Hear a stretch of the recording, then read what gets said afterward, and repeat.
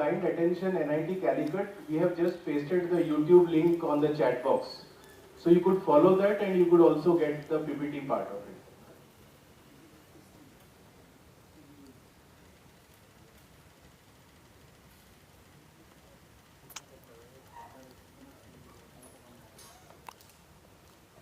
NIT Calicut was attending.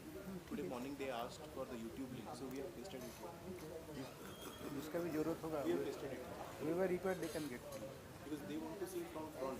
Oh no. Yeah, so we pasted that and we gave it. अच्छा और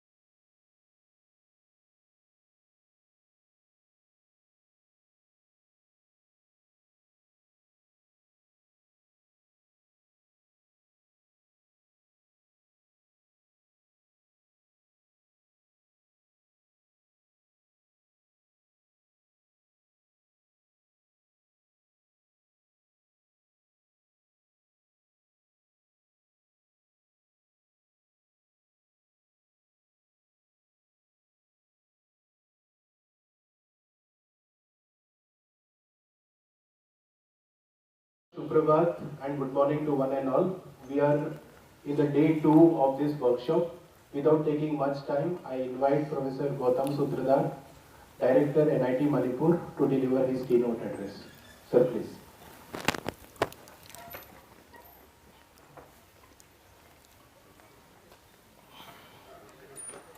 Very, very good morning to everybody. Actually, I could not make any slides because even on 4th morning I was not very sure that whether I can reach Rourkela. My flight was at 11:45. Till 9:15 I thought, okay, let's start. Because at that time I could not understand or could not assume or could not imagine that Manipur situation will be so grim. So anyway, I will feel guilty if I don't recognize or acknowledge the invitation call from Professor Rao. And I am really thankful he has given me the opportunity to stay here with his warm and very careful hospitality. So thank you very much, Professor Rao. And I already told yesterday, I came here to learn something about NEP 2020, what NIT Rourkela is presently thinking or planning to implement NEP 2020. I think that NIT Rourkela is the first NIT who has at least planned what I have seen yesterday. Before that, we have met in IIT Guwahati and other occasions in Guwahati, maybe minimum 3, regarding NEP 2020, particularly Northeast institutes. Other than that, I have attended Gyanotsav in New Delhi in 2019, where the proposed plan, draft plan has been proposed in 2019, maybe in November, December. And last year also, in 22 November 21, 22, there was a Ganesh show. So, getting almost 5, 6 or attending after 5, 6 this kind of discussion, something is in my mind, and I thought it is the right time to go to NIT Rourkela to see. Before that, I want to speak only 1 minute regarding my background. I am a purely hardcore mechanical engineer, and before starting my career in academic, I have 5 years in private as well as Indian Railway. After that, I went for teaching, and NIT Manipur was the 9th place of my work, and it is a opportunity for me to work in private, pure central, autonomous central, pure state, autonomous state. So that is my advantage. I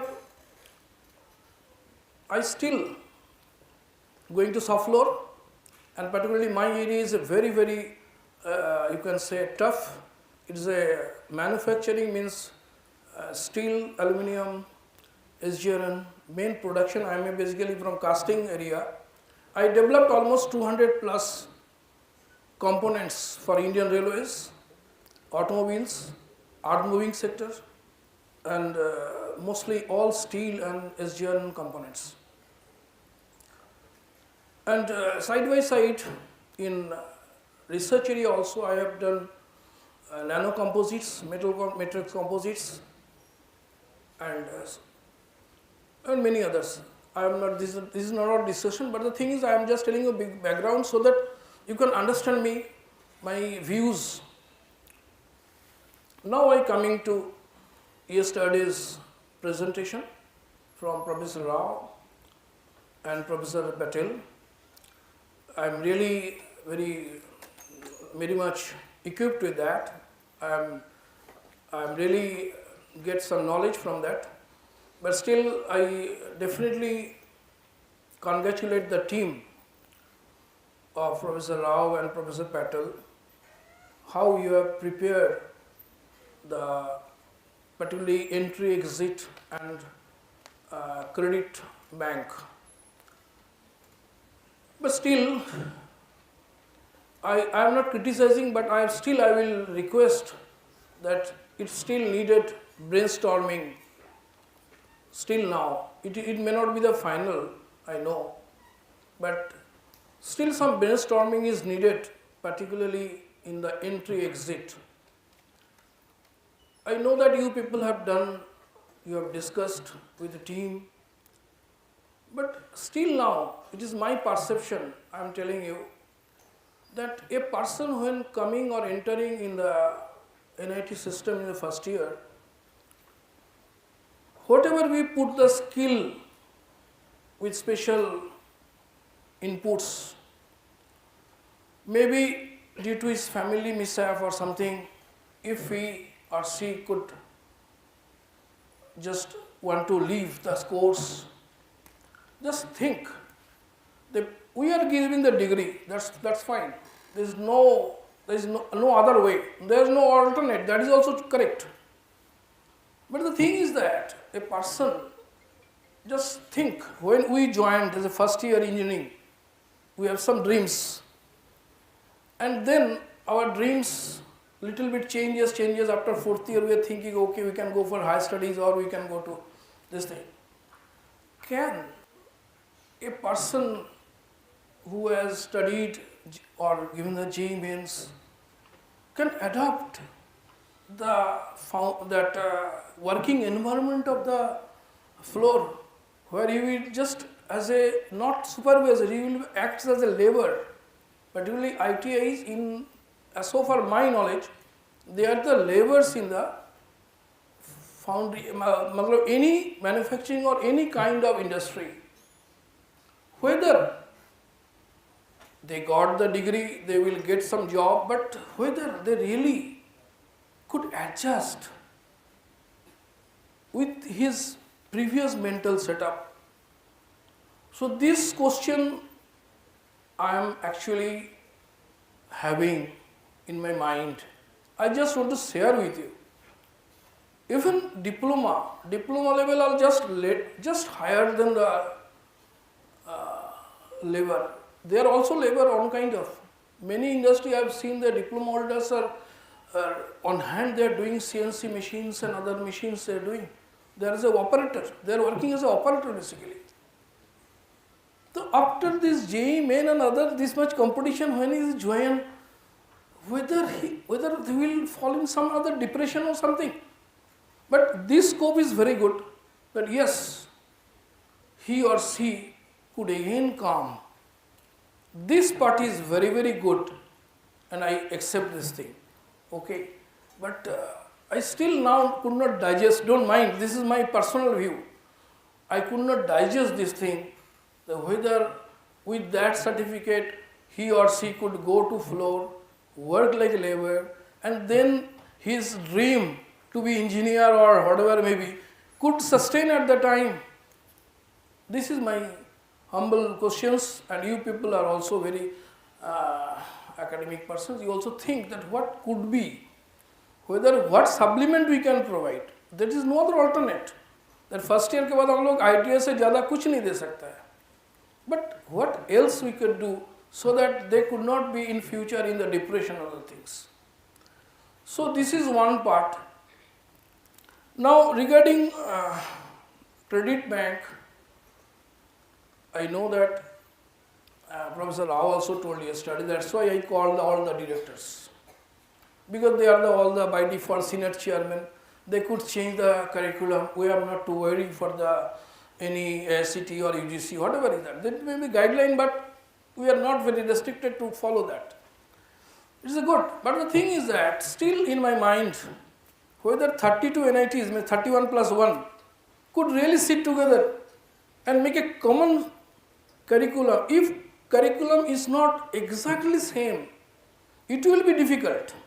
Many problems will come. Sir, ये तो हम लोग का नहीं है first year में, ये तो हम सेकेंड ईयर में है, सेकेंड ईयर में थर्ड ईयर में है. So like this, maybe overall curriculum may be same, but the semester-wise curriculum, if it is more uniform in the, then it will be easy for us, means among the NITs I am telling you. Now one example I am telling, I don't know, I think Professor Rao definitely know, you may be knowing. In IIT Chennai has recently made a policy. As we are in the northeast, I always try to see where is the resources there and where I will get the support. So IIT Chennai, they are taking the students of 8 CGPA plus and 10% of your student. That means if civil there is 30 boys, I can send 3 boys. So like that, I have sent 13 people biodata to IIT Chennai, and it is the biodata up to 5th semester, result up to 5th semester, and then they will allow us for summer internship for 2 months, and again the teacher and the student, they will see their compatibility and other things. If they find is okay, then they are going they will take those boys or those girls for 7th and 8th semester. They will study there, they will exam there, but that credit will be come to our institute when they will get the final certificate. So I sent 13 students, out of them 3 has been selected, and they will go for summer internship this year, and they will, if they satisfy, and both way they are mutually satisfied, I can say, then they will carry on 7th and 8th semester in IIT Chennai, and credit will be given by there and it will come to us. Why I am telling this? Because NIT Rourkela is a very good NIT and very well established, well resources, good teachers. Even you can, because I am very sure that even 23 IITs or 21 IITs cannot serve the whole country. So even we, 31 plus 1, at least the top 10 NITs, come forward like this kind of model. I think it will be also a great service for the nation, as well as we can do something for the NEP also. So you please think, even NIT Manipur kind of 10 new NITs, I am very sure we are not in a position to think all these things. Okay, it is dream for us, but it is, you can make the dream reality. That NIT Rourkela, NIT Trichy, NIT Suratgal, NIT Warangal, they could do. So this is the thing. Now you may think that what we are doing. We are doing very little, but still I am telling you what NIT Manipur tried to do in the last 2 years. We know that NEP 2020 released in August 2020. After that, what we did, as in state in Manipur, NIT, though it is not very, it is in still we are crumbling. We are in a child, we are not even stand up. Still, we are the best institute in Manipur state. So there are polytechnics, engineering colleges, even a state university which is also younger to us. We are trying to cater them. We already made 4 or 5 brainstorming sessions to let them aware and let them inform that what NIT can do, or all of other institutes including diploma colleges and 2-3 engineering colleges, we could do simultaneously for the NEP 20 to make it viable. This is one thing we have tried in last 2 years with our limited resource. Another thing what we have done in our Senate, BTech, MTech and PhDs, we are trying to make it interdisciplinary. For example, for any topic, we are trying to put a mechanical hardcore, then we are mapping that in a, say, artificial intelligence or something in the manufacturing, so that one electronics person or a computer person can be involved with that. So the person who is in mechanical graduate or mechanical MTech, he also gets some knowledge about AI and other areas, machine learning and other things. So these things with our system we tried already started. Not only that, last 2 years I collaborated with at least 6 or 7 nearby IITs and NITs, IIT Patna, IIT Guwahati, then NIT Patna, then IST Sipur, then NIT Silchar, NIT Agartala. What we did, we are trying to involve the other person, not always necessary that computer or electronics man only from my institute. I am encouraging that you take mechanical guy, a mechanical project or MTech project could be guided by always in Silchar or in Agartala, and they can mix and they can discuss their problems and they can share the resources.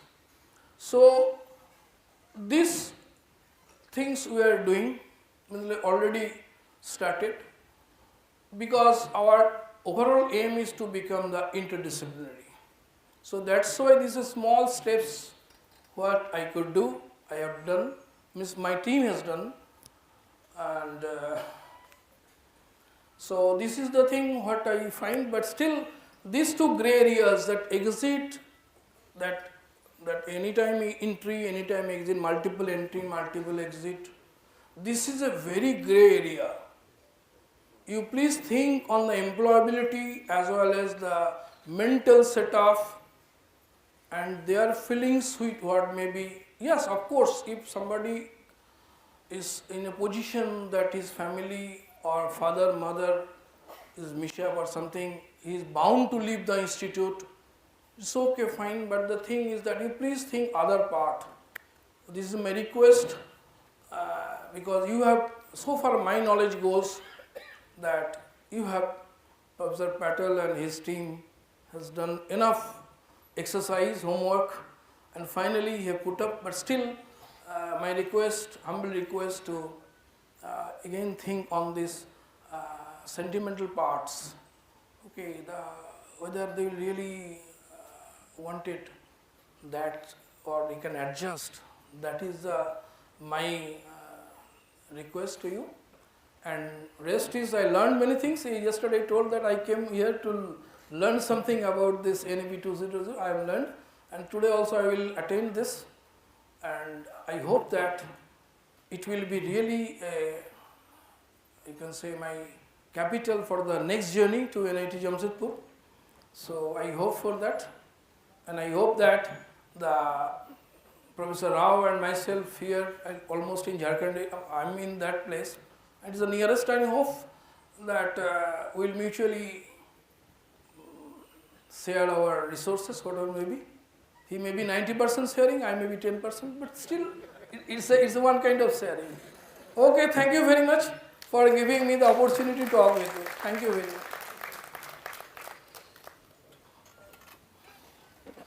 Wait. Okay. Wait.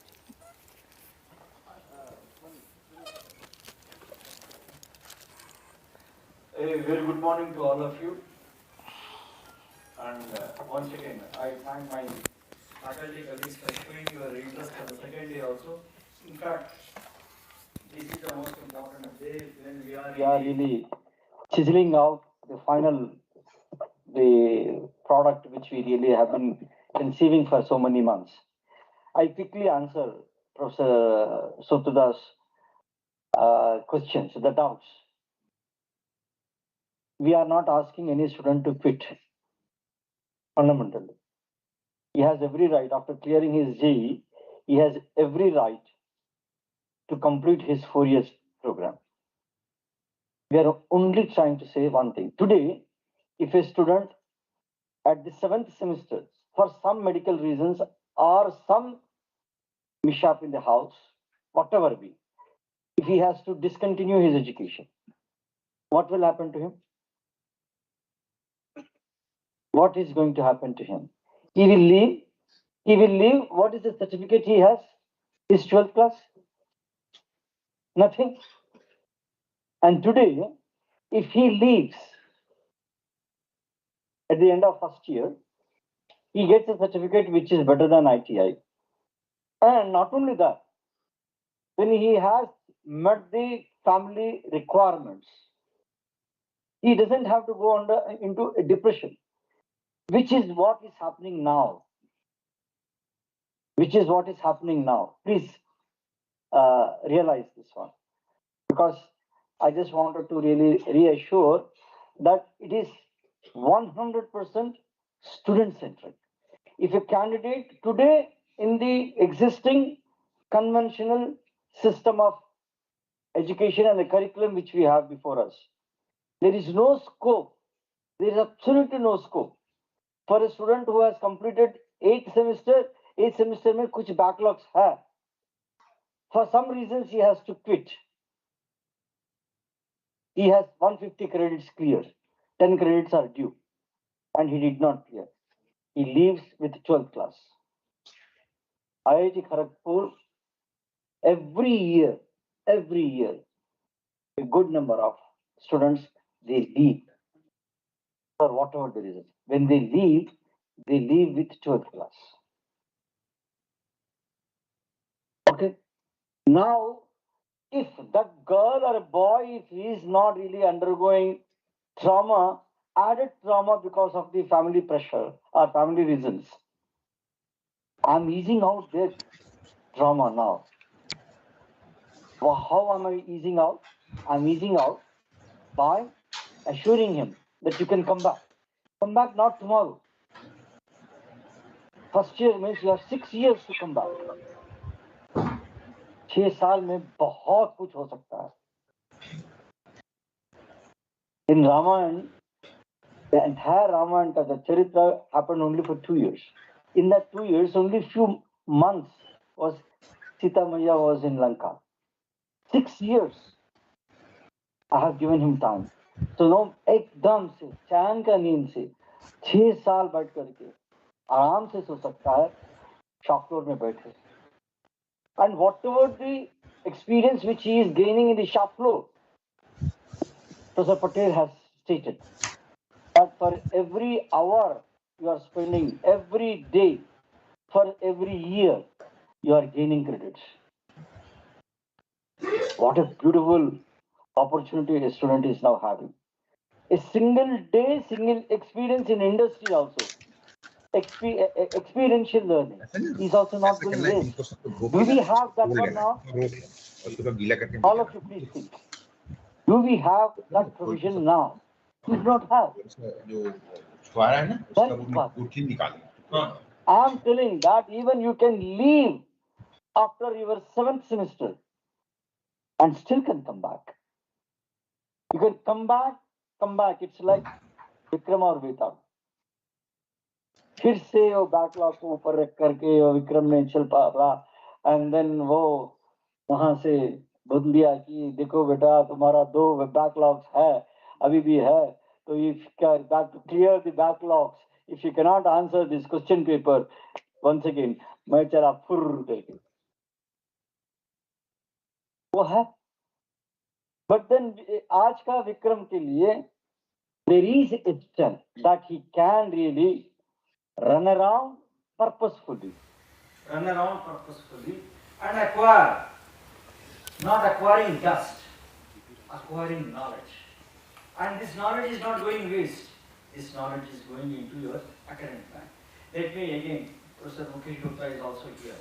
And those who have taken some sort of postdocs or anything in Korea, it's compulsory, sir. So for more, it's compulsory in Korea that they are going to do the menial jobs, that too in army. They become cooks, they become cobblers, they become tailors, they become drivers, they become helpers. They also clear the toughest examination and come to the institutions. Like Seoul National University or KAIST, these are all the world ranked in top 20. These are the top 20. The president of Seoul, president of KAIST, president of Seoul National University, president of KAIST is a Nobel laureate. They say that a boy or a girl should really understand what exactly is life. What is like to hold a hammer in hand and give the sledgehammer on the anvil, the thing that is dead hot. They have got to really undergo that to understand the meaning of life. It's there, not now. I went in 2003. For about 10 years, I got associated with this Seoul National University and KAIST and various other universities. What I've understood is that those days I used to think that this is what is experiential learning. And it's not 1 day, 2 days, it's 2 years. They come back as a complete human beings to the university. No stress. No looking up at the fan and then really trying to think of how I can use this fan to hang myself. No. Here we are pampering. We are not letting the child to think on his own. To the extent that the research scholar is also really, his mother writes a letter to me. she is a research scholar. If she is not competent enough to think and then take her life into her hand, this NEP is a beautiful opportunity for the students to realize what is life. Life is not just getting grades, 60%, 70%, 80% marks. No. Life has to unfold now. This is a beautiful opportunity. Explore and acquire the knowledge, and whatever in the process of your exploration and acquiring knowledge, whatever the knowledge and then which is translated into credits, that is going into ABC. Straight.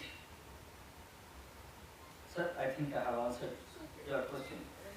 Absolutely Convinced, and I know that 1,000 times better than the existing system. 1,000 times. Professor G.P. Rajshekhar is here. In every Senate, 15 students from IIT Kharagpur were asked to quit.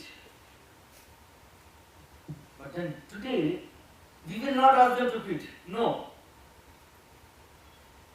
They are taking the decision of whether to quit or to continue. It is on the student. You quit, you are not really washing your hands with the institution. You can still hold the degrees of the institution for 6 long years if you are first year. But I reassure that if you have any doubts, because we have, please sir.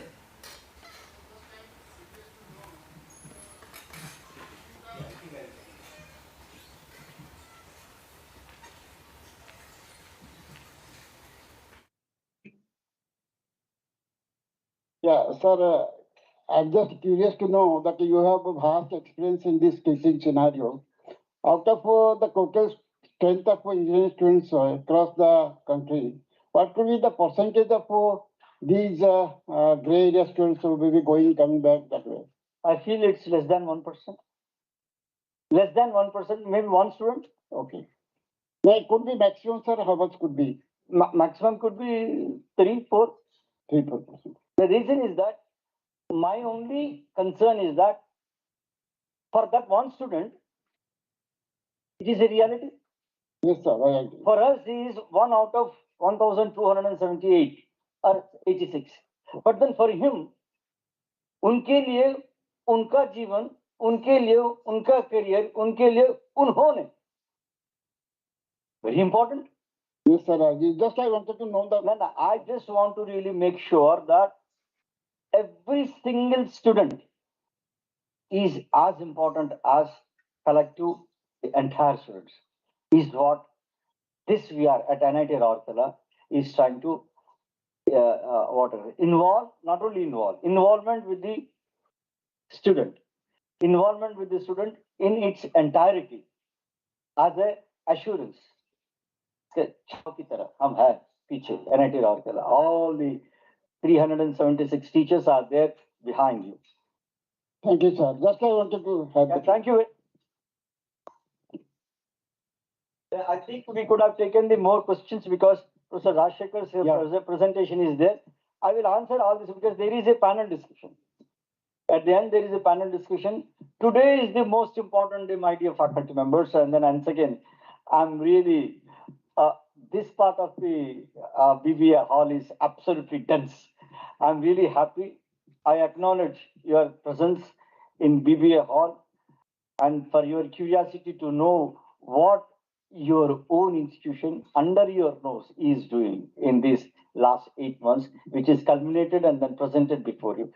We will take all the questions and then we'll try to answer. The reason is that when we really open out our curriculum, it should be na bhuto na bhavishyati.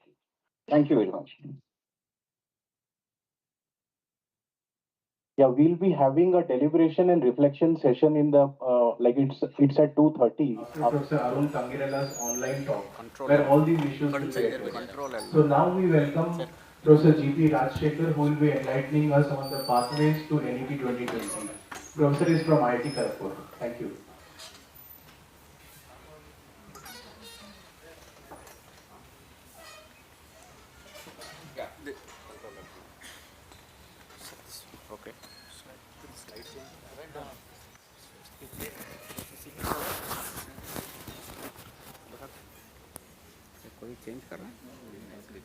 कैसे चल sir आप change करेंगे ना ये लेकिन ये next ये previous ये previous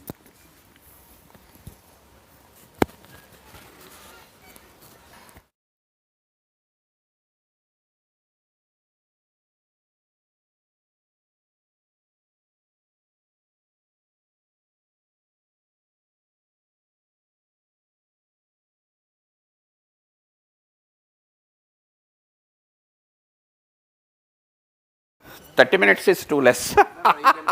Okay, so good morning again. No mathematics here. Yeah, good morning, everyone. First, let me thank Professor K.M. Rao and his team for inviting me to NIT Rourkela on this occasion and share some of our experiences, in particular at IIT KGP and then in general with regard to NEP. And also at the outset, let me really congratulate the entire team under the leadership of Professor Bhubaneswar Rao. After seeing the deliberations yesterday, I am stating this from bottom of my heart. It was truly amazing and wonderful deliberations happening. Okay. So, the topic remains the same. If you have to speak, so then definitely the speakers who are speaking later, they will have some challenges. I am sure Professor has further challenges. Okay. So, You have all the time. okay. So, yeah. So, first let me, so what I thought, summary of IIT KGP curricula to start with. So, then key NEP goals within the context of your NIT R and my thoughts based on my experience, in particular as Dean Academic and or other. So, since everyone is talking this is good, that is good, etc., I will also say this is good, but I just want to alert. Okay. So, because an early alert is much useful. Okay.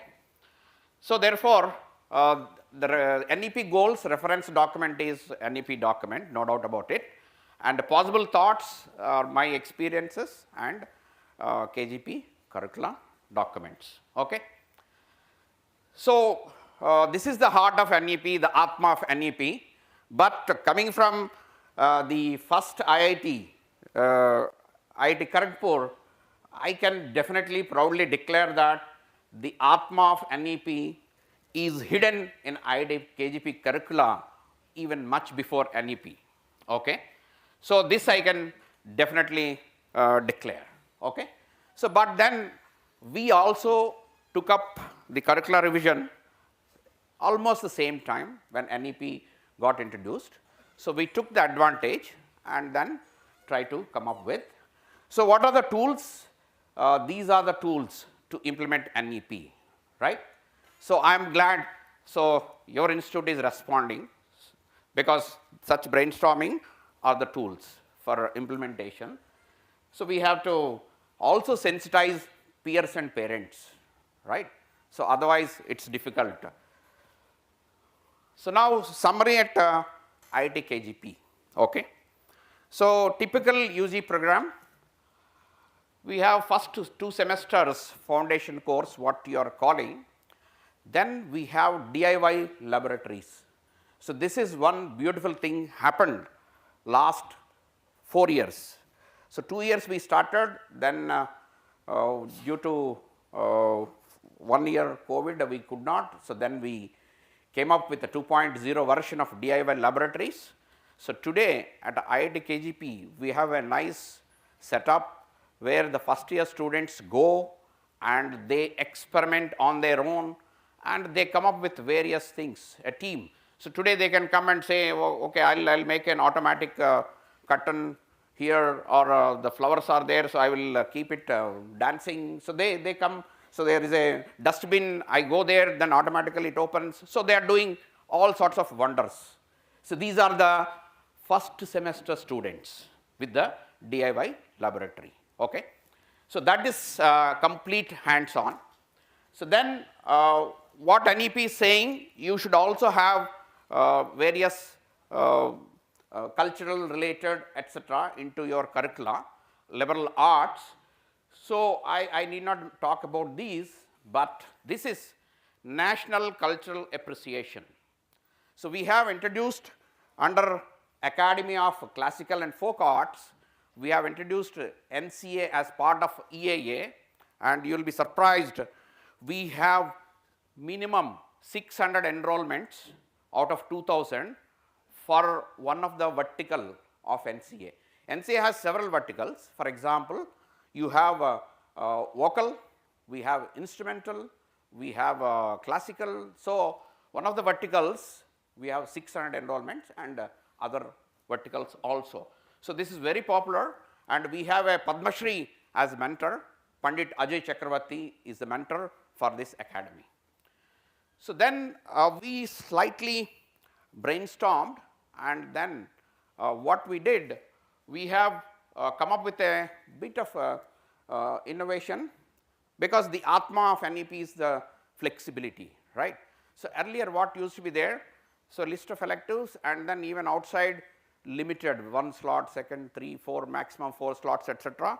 So, there are a lot of issues. So, if you are in electronics engineering, you cannot take an elective from humanities, or you cannot take an elective from this, blah blah blah etc. So, what we did, core depth. So, this is of the academic unit, core depth. Then core breadth could be of department or allied. So, then you have elective structure if it is any subject which is not listed as a core depth, that is under breadth elective. So, that means today you have a spectrum of subjects of the entire institute under breadth elective. So, the student can take across. So, today aerospace can take humanities. I will talk about what are the other such liberal arts avenues. Okay. So, this is the flexibility that we brought in our curricula. So, we have introduced PPIR pathways. What is this? Professional practice, innovation and research.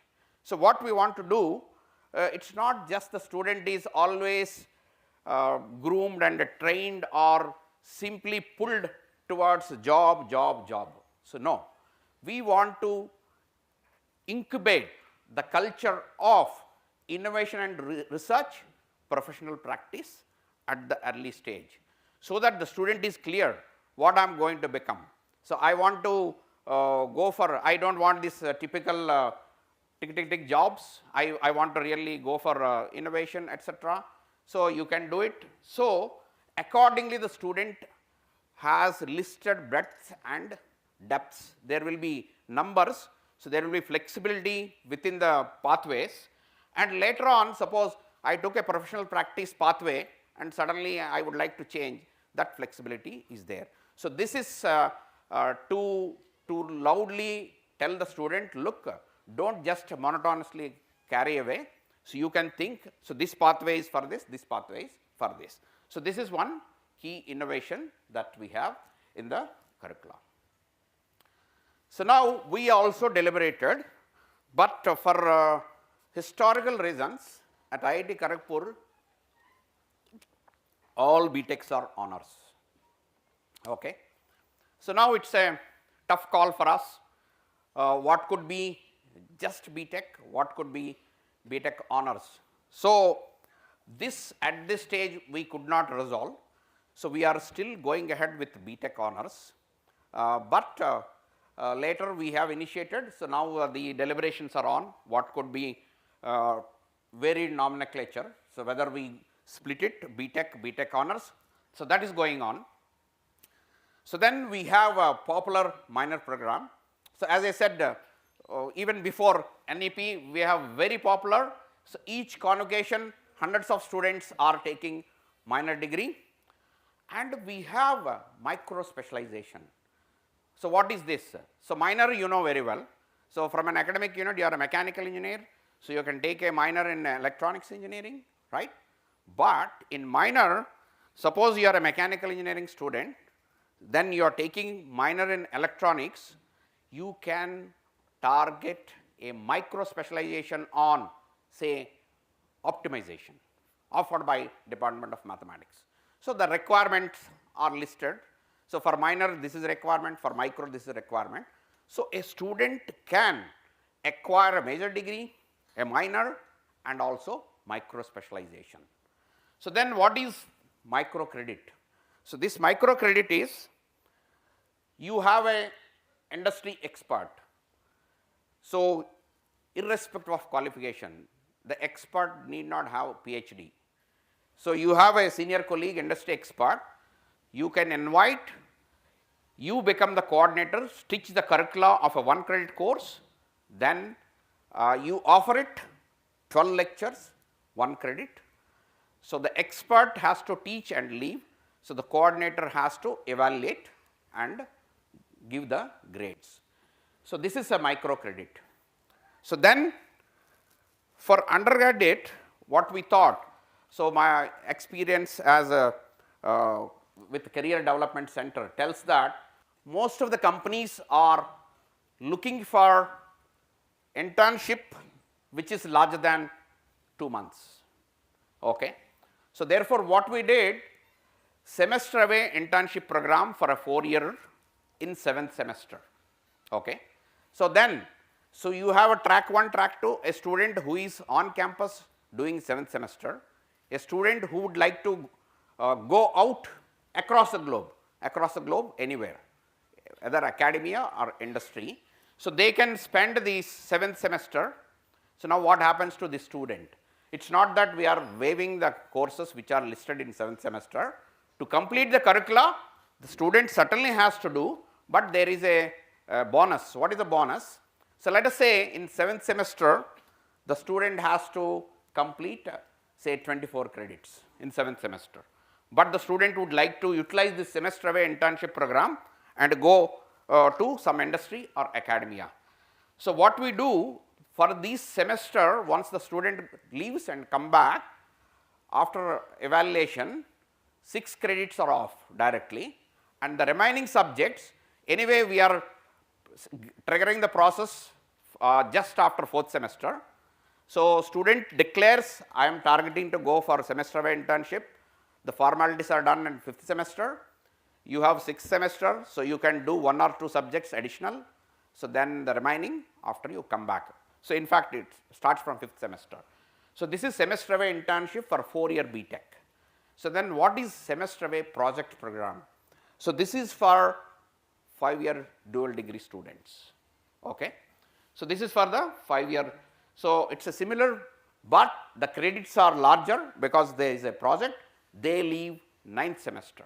Okay. So, there is a reason why we schedule, so that they do not miss the bus for various placements, etc., etc. So, that is the, so we have a good response for that. So, then you cannot deny compared to say for the last 15 years, maybe 15 years I can, so the UG project quality has deteriorated completely, right. So, there are 90% of them in 1 week they come up with a thesis and then all that, we are very soft to students. So, to somehow enhance the UG research component, so we have asked the student themselves to come up with a UG research council which is maintained by students, there is a portal. So, faculty uploads their potential projects, so then student starts picking up those, and you can even offer if your project allows, you can offer any incentives. So, this is also triggering early research for UG students, so that there is a proper handshake and they continue for the project. Now, there are a lot of societies, students need not be cultural, there are technical societies, even at NIT R you have, so for example, robo clubs, this technology society, etc. So, some of the students, they are really passionate. So, they spend nights and they go to competitions across the globe and all that, there is a team card, there is a robo club, etc. But what happens? So, they are really burning their oil, but the incentive is okay, we sponsor their trip to say the competition, they come back, if they win that is fine, otherwise it is there in their CV. Apart from that, there is no real conversion. So, what we are included in the new curricula, we would like to recognize these and give credits up to a limit. So, each academic unit will interact with those students and then what they have done, so that will be assessed and up to a cap. So, these credits will be given.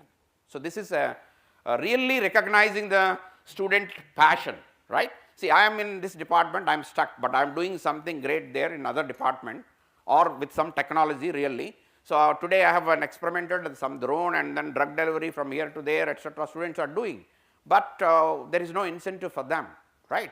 So, on top of it, since the student has passion here, so they are doing night outs and then they may not perform well with the curricula. So, the CGPA will be little, but we are encouraging that. So, then we have IDDP, that is interdisciplinary dual degree programs. Okay. So, what are these interdisciplinary dual degree programs? So, these programs cut across academic units. Okay. So, for example, there is an academic unit which do not offer any UG program. So, they offer say MTech in engineering entrepreneurship, right. So, the students who are admitted to UG program can opt for that as a dual degree. So, please, the admission is at 4 year only for the students. So, they can convert. So, why we are calling it interdisciplinary? They are not opting for MTech within the same department. So, that is anyway there.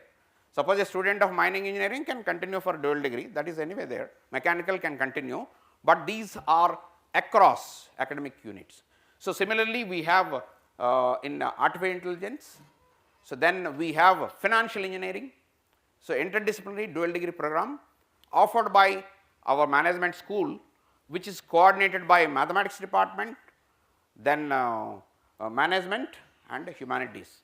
So, these three academic units are, that is why it is interdisciplinary. So, most of the IDDPs are coordinated by multiple academic units. Okay. So, now we are taking the new curricula, we are coming up with more such IDDPs. Okay. So, then what is this cross discipline? So, you have also listed transdiscipline, right. Yeah, this is a bit tricky. What do you mean by this cross discipline? Let us say we have a student of mathematics and computing admitted to the 4 year program, earlier 5 year. So, this student after 4 year BS would like to go for another department, their MTech. So, how do they do it? So, we are making in the first phase, we are making clusters of academic units. So, within this cluster they can migrate. So, there is another cluster of academic units within this cluster, after 4 year they can migrate to 5 year in that. So, this is a cross discipline. Okay. Can you please give one example of cross discipline? So, we have BS program in geology, geophysics. So, we have 2 programs, earlier 5 year integrated, I will come to that. So, applied geology, exploration geophysics. We have 4 year mining engineering, we have 4 year chemical, 4 year mechanical. These students can migrate to MTech program offered by petroleum engineering. So, this is the cross discipline. Okay. So, now instead of, we made a cluster, mechanical vertical, chemical vertical, mining, geology, geophysics can go. So, similarly we are working on, so clusters will be made to start with. So, if it is successful, then we will little open up. Okay. Now, so whatever so far it is quite common, engineering or, but let me talk about our science programs. until 2021. Yes, please. Yeah. Regarding that, you told mining, geophysics, and mechanical and Chemical, chemical, going to petrochemical. petroleum engineering. Yeah. Somewhat same line, Yeah. not truly interdisciplinary. So if you want to do something across some. Yeah, so this is a phase 1, we are making clusters. So then later on, because we have to see the acceptability of the students. So we are, so it's in the process, right? So phase 1 we have, okay. So now until 2021, we had our integrated programs in all science departments, including humanities, which is economics, right? So then 2021, we have revised our curricula with admission to BS only, 4-year BS only, then with an option to continue for MS. Okay. So you may ask, what is the benefit? As a faculty of math department, when the freshman arrives, the day 1 we interact with the parents. Typically, this is a question from parents. Sir, this is a 5-year program, student is stuck, integrated MSc, this, that, etc. So the parents' mindset is like somehow student is stuck for 5 years, right? So that is one, and then also as per the NEP goals, so exit option. So instead of exit option, what we are saying, admission is given at 4-year BS with an option to continue for MS. So you can see the fruits of that. So naturally, if you really bother about the JE rank, Behera, so naturally the better rankers are coming to the 4-year program in these academic units. So we have math, physics, chemistry, applied geology, exploration geophysics, and economics. Okay. So that is one thing. Then you see earlier from 5-year integrated MSc, it is almost, I don't know, here at NITR, at our place it is almost treated as a UG program. Okay. Even you do 5-year integrated MSc, you are treated as UG program. If you want to migrate to petroleum MTech, after 5-year MSc, you have to migrate to petroleum MTech. But today, the BS student of geology department, after BS you can migrate to MTech. So there is a benefit. So that means your BS is almost on par with the BTech, right? So I will come to NITR proposal. So now, what happened to our PG program? We did not, we have also completely revamped our PG program and introduced a lot of new MTech specializations on advanced transportation, electric vehicle, MTech innovation and entrepreneurship. So there are several new MTech programs are introduced. What we did, MTechs were not having internship, so we introduced internship. Then typically MTechs have project in 2nd year, right? So we deliberated a lot. So yes, UG programs anyway, UG projects are diluted. Even if you try to convince me, I will not be convinced. Okay. So even MTech, until 10 years back, you get research papers out of MTech, right? But that is also slowly diminishing. So what we deliberated, and then we have introduced project from 2nd semester.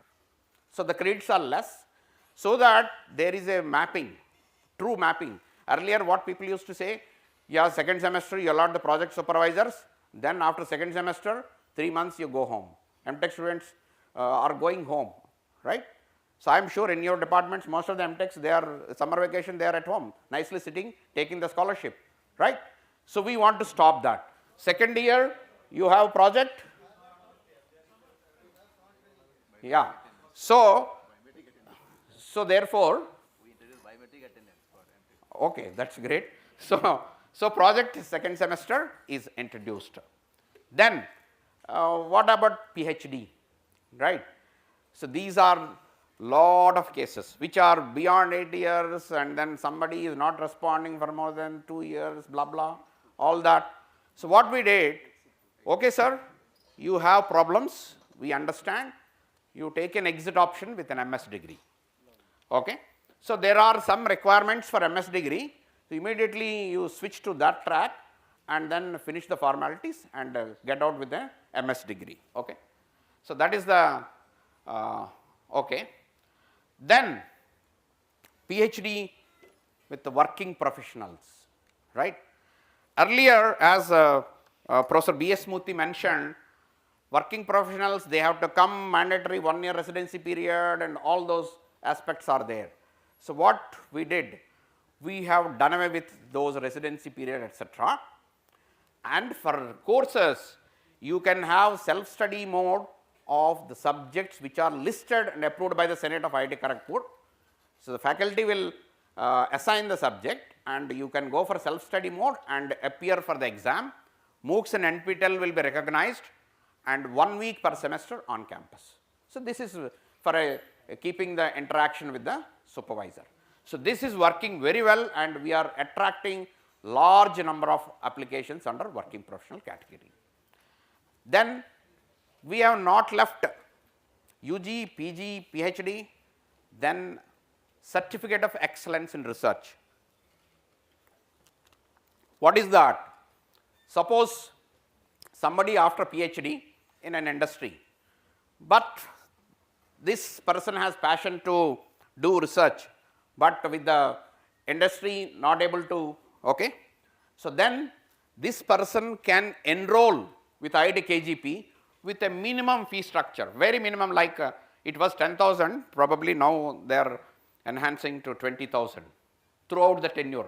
It is a 2 year, you enroll, interact with the faculty in any mode, right. If you are interested, you can visit, otherwise you can offline mode and meet the requirement of 2 publications, then you will be given thesis also is there, certificate of excellence in research. So, this is for postdocs, industry persons, etc., certificate of excellence in research. So, this is also very well and we have a special certificate of excellence on clinical oncology. So, that is a separate structure we have created. Okay. So, then NEP talks about clustering of institutes, multi-institutes, etc. So, we have a PGDBA program, Postgraduate Diploma Business Analytics, which is well established and doing extremely well, offered by IIT KGP, ISA Kolkata, IIM Kolkata. So, it is a 4 semester, 1 semester at one of the institutes, 3 semesters and 1 semester at industry. Then we have a 2 year MSc program on chemical and molecular biology, offered by IIT KGP and Indian Association of Cultivation Science Kolkata. It is also doing very well. Then we have MSc programs, several, molecular medical biology, molecular medicine, medical physics by IIT KGP and Tata Medical Center Kolkata. So, this is also doing extremely well. They spend 2 semesters at Tata Medical. Okay. So, that is, and then we have JDPs. I am sure every institute has a lot of joint doctoral programs. Okay. So, now with NEP you have to include these liberal arts into the curricula, etc. So, today we have 2 academies, Academy of Leadership, Academy of Classical and Folk Arts. So, they offer subjects which are of wide variety. So, most of the UG students, so they take it as breadth and they have become very popular. Then we have Indian knowledge systems with core faculty, we have 5 core faculty in Indian knowledge systems and they are offering about 10 subjects and they are also very popular. Then we have Center of Excellence on Science of Happiness. So, these are alumni supported Reiki Center of Science of Happiness. So, this also offers several subjects which are of course, they have a PhD program. Apart from that, so they offer electives to UG students. So, these become the spectrum of various liberal arts, etc., which talks about Indian culture, heritage, arts, humanities, so etc. So, they are completely become integral part of the curriculum. Okay. So, now we will come to the NEP goals. Okay. So, we will come to the NEP goals in the context of NIT R. So, if we see NIT R proposed MEME, which we are contemplating, we are deliberating, right.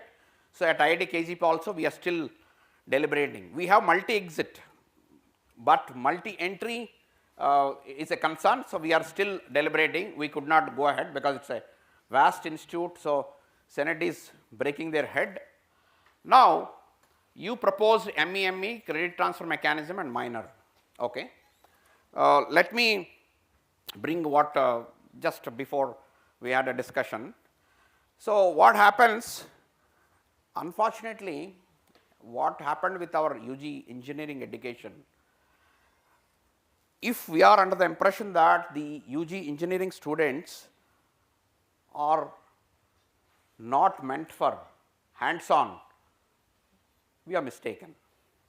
Actually speaking, they are the ones who should go on hands on, make their hands that, but that got deviated somewhere, right, completely deviated. So, therefore, if we give some exit options, if they go and then what kind of work they do, etc. So, when we say our actual aim is, even engineering 4-year students are supposed to go and get their hands that. So, no problem with the other exit options, they go and they get their hands that. So, that is the first point, right. So, a computer science student, somehow he 512 ranker, not interested in studies, not working at all. So, we had a lot of stories, then student was absconding before the exam, so many things happened and finally we could not push. So, student left midway. So, what the student is doing in a remote village, small town of Andhra Pradesh, he is working as a data entry operator. And what is the degree? Just class 12. So, there are several such stories. We tried hard, but the student is not interested in 512 ranker, JEE advanced, IIT KGP, 4-year BTech computer science and engineering. Today the student is at a remote village of Andhra Pradesh doing data entry in a medical store. So, there are key concerns like that. So, yes, we have to deliberate on MEME, but I think we have to move forward. Okay. So, credit transfer mechanism and minor. So, I will give the alerts. Okay. So, BTech dual degree IIT NIT R said first year common credits, there is a 40 credits, etc.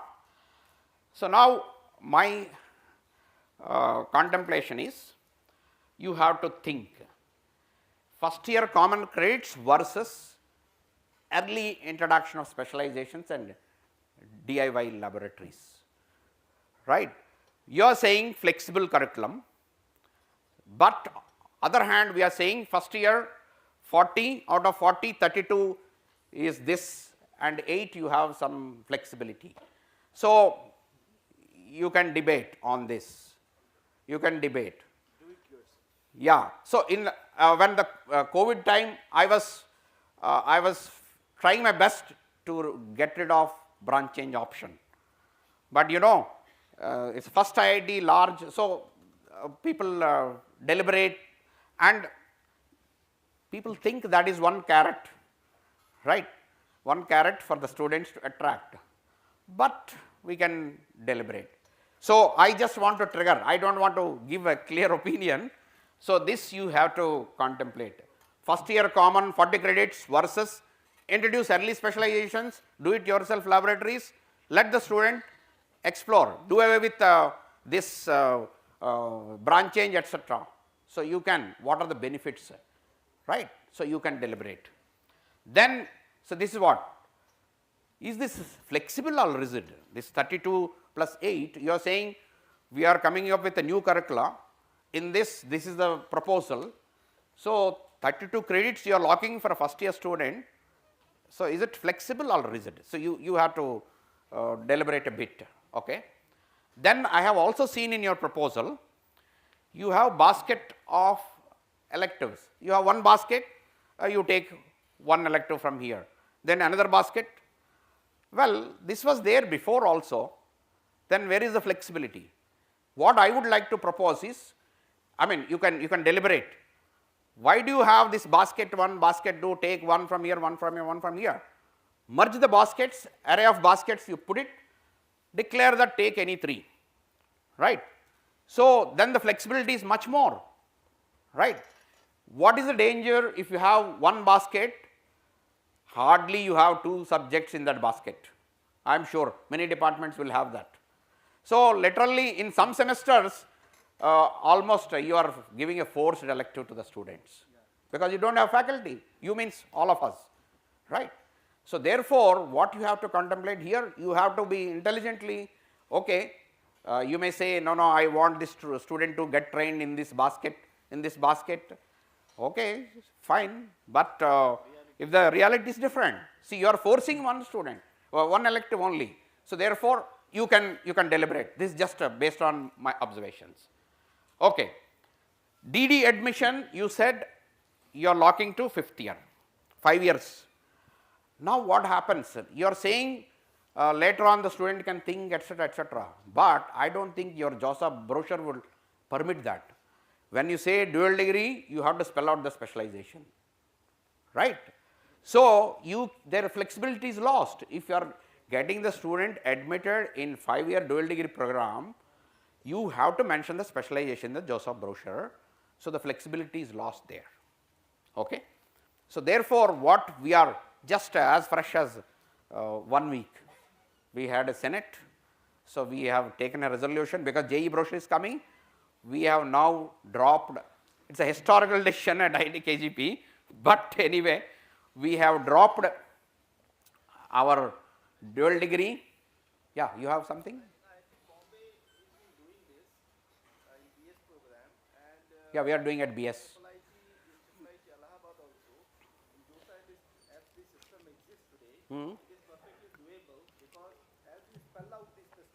Yeah. There itself, you can also spell out that you have the flexibility of choosing into another program in the beginning. So that flexibility system Flexibility of choosing?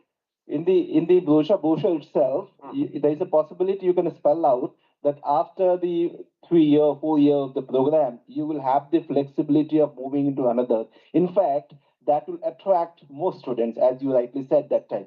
If you give the flexibility, it will attract more. This experiment has been done in IIIT Allahabad in electronics and computer science, and it has in fact attracted more number of students under the name FAP, Flexible Academic Program. IIT Bombay also has it, I think. No, they don't have any dual degree admission. No, not dual degree. The same flexibility of moving into from one branch. No, that is there. Yes. I'm not talking admission to BTech and switching to dual degree. That is for every branch. There. Admitting to dual degree. Yeah. And then in the brochure itself mentioning that you will have the flexibility to move to another program. Yeah, but as a student in my mind, once it is there 5-year, I am locked. So that is a little. So you are saying there is a flexibility to switch, but you are mentioning this is, and the number of seats are frozen in that specialization in the JOSA brochure. So I mean, this is you can still debate. Okay. Then 5-year integrated MSc, there is a dilemma on exits. I have seen. So you are deliberating. There is a dilemma on exits, right? So I think you have to be a little cautious here. If I understood correctly, you don't have any exit. You are introducing exits, but 3rd year you are not calling anything, right? And you are saying BSc. No, but 4th year BSc, right? 3rd year? 4th year? Yeah, okay, fine. But there is a danger. Today you are in Eastern Zone. If you see the statistics of JAM, Joint Admission for MSc, from Eastern Zone, out of the applied candidates, 60% are from Eastern Zone. Out of qualified candidates, 70% are from Eastern Zone. Out of admitted candidates, more than 60% are from Eastern Zone. Why? Typically, BSc program is quite strong and popular in Eastern Zone. There is a BSc honors. Today you go to chemistry in IIT Kanpur. My friends there tells that out of 32 students, 28 are from West Bengal, Orissa, Assam. The teacher is completely lost because they have done BSc honors. What do I teach? These people have done it, and these bunch of 4 people, they did not. So, the teacher is completely lost. So, giving a BSc honors after 4 years, you have to think a bit, because there is a 3-year BSc honors program already.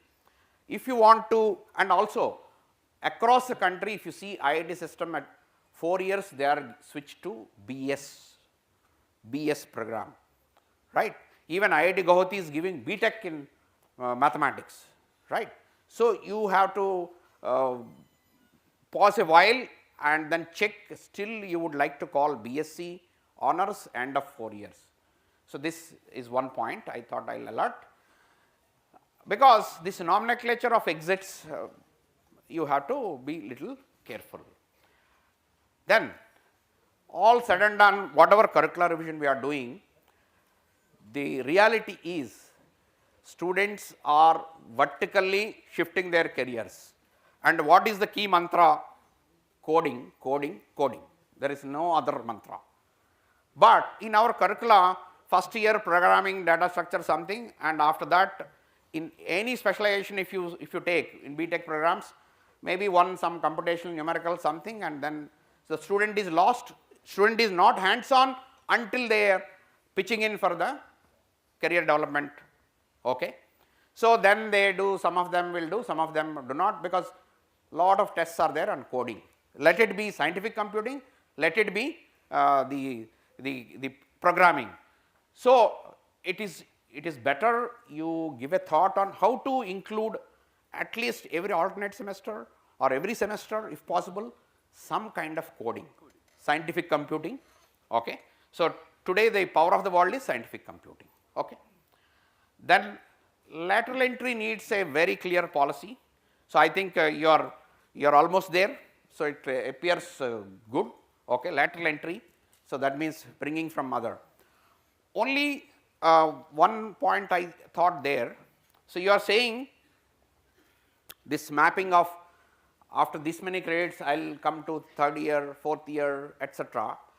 But the student would have done those subjects within that. Suppose you have a requirement of 90 credits, you are taking them on board at 3rd year. The student would have done some subject of 3rd year in these 90 credits. So, there is a little, you have to deliberate a bit on those aspects. Okay. So, whether you give the student flexibility, I will come and I will choose within the institute some subjects. You are not giving them any degree, right. So, when you are not giving any degree, so why to restrict the student who is coming from outside, that you map it to mechanical this semester. Okay. So, you give some more flexibility if there is a possibility. So, then receiving end, definitely you have to take lot of people on board, including the industry, right. So, whatever nomenclature we are creating, we have to seek inputs from industry. So, in the curricula, did you consider opinions from industry? Yeah, industry experts. So, we have to, whatever the nomenclature we are calling certificate, diploma, this, that. So, how would they receive it? Just their generic thought. Okay. Now, when you have this minor, you have minor, right. So, then what could be the danger? If you are not properly putting down the rules, students would exploit. Of course, you may say that is flexibility, but I may say it is exploitation. There will be double counting and triple counting. Since at IIT Kharagpur we have major, minor and then micro specialization, there is a possibility of triple counting. That means same subject is counted for all of these 3. But even though it is flexible, I am not in favor of this flexibility. So, what I want is you earn little more. So, you have to earn little more. So, yesterday you were asking, sir. So, I am spelling out.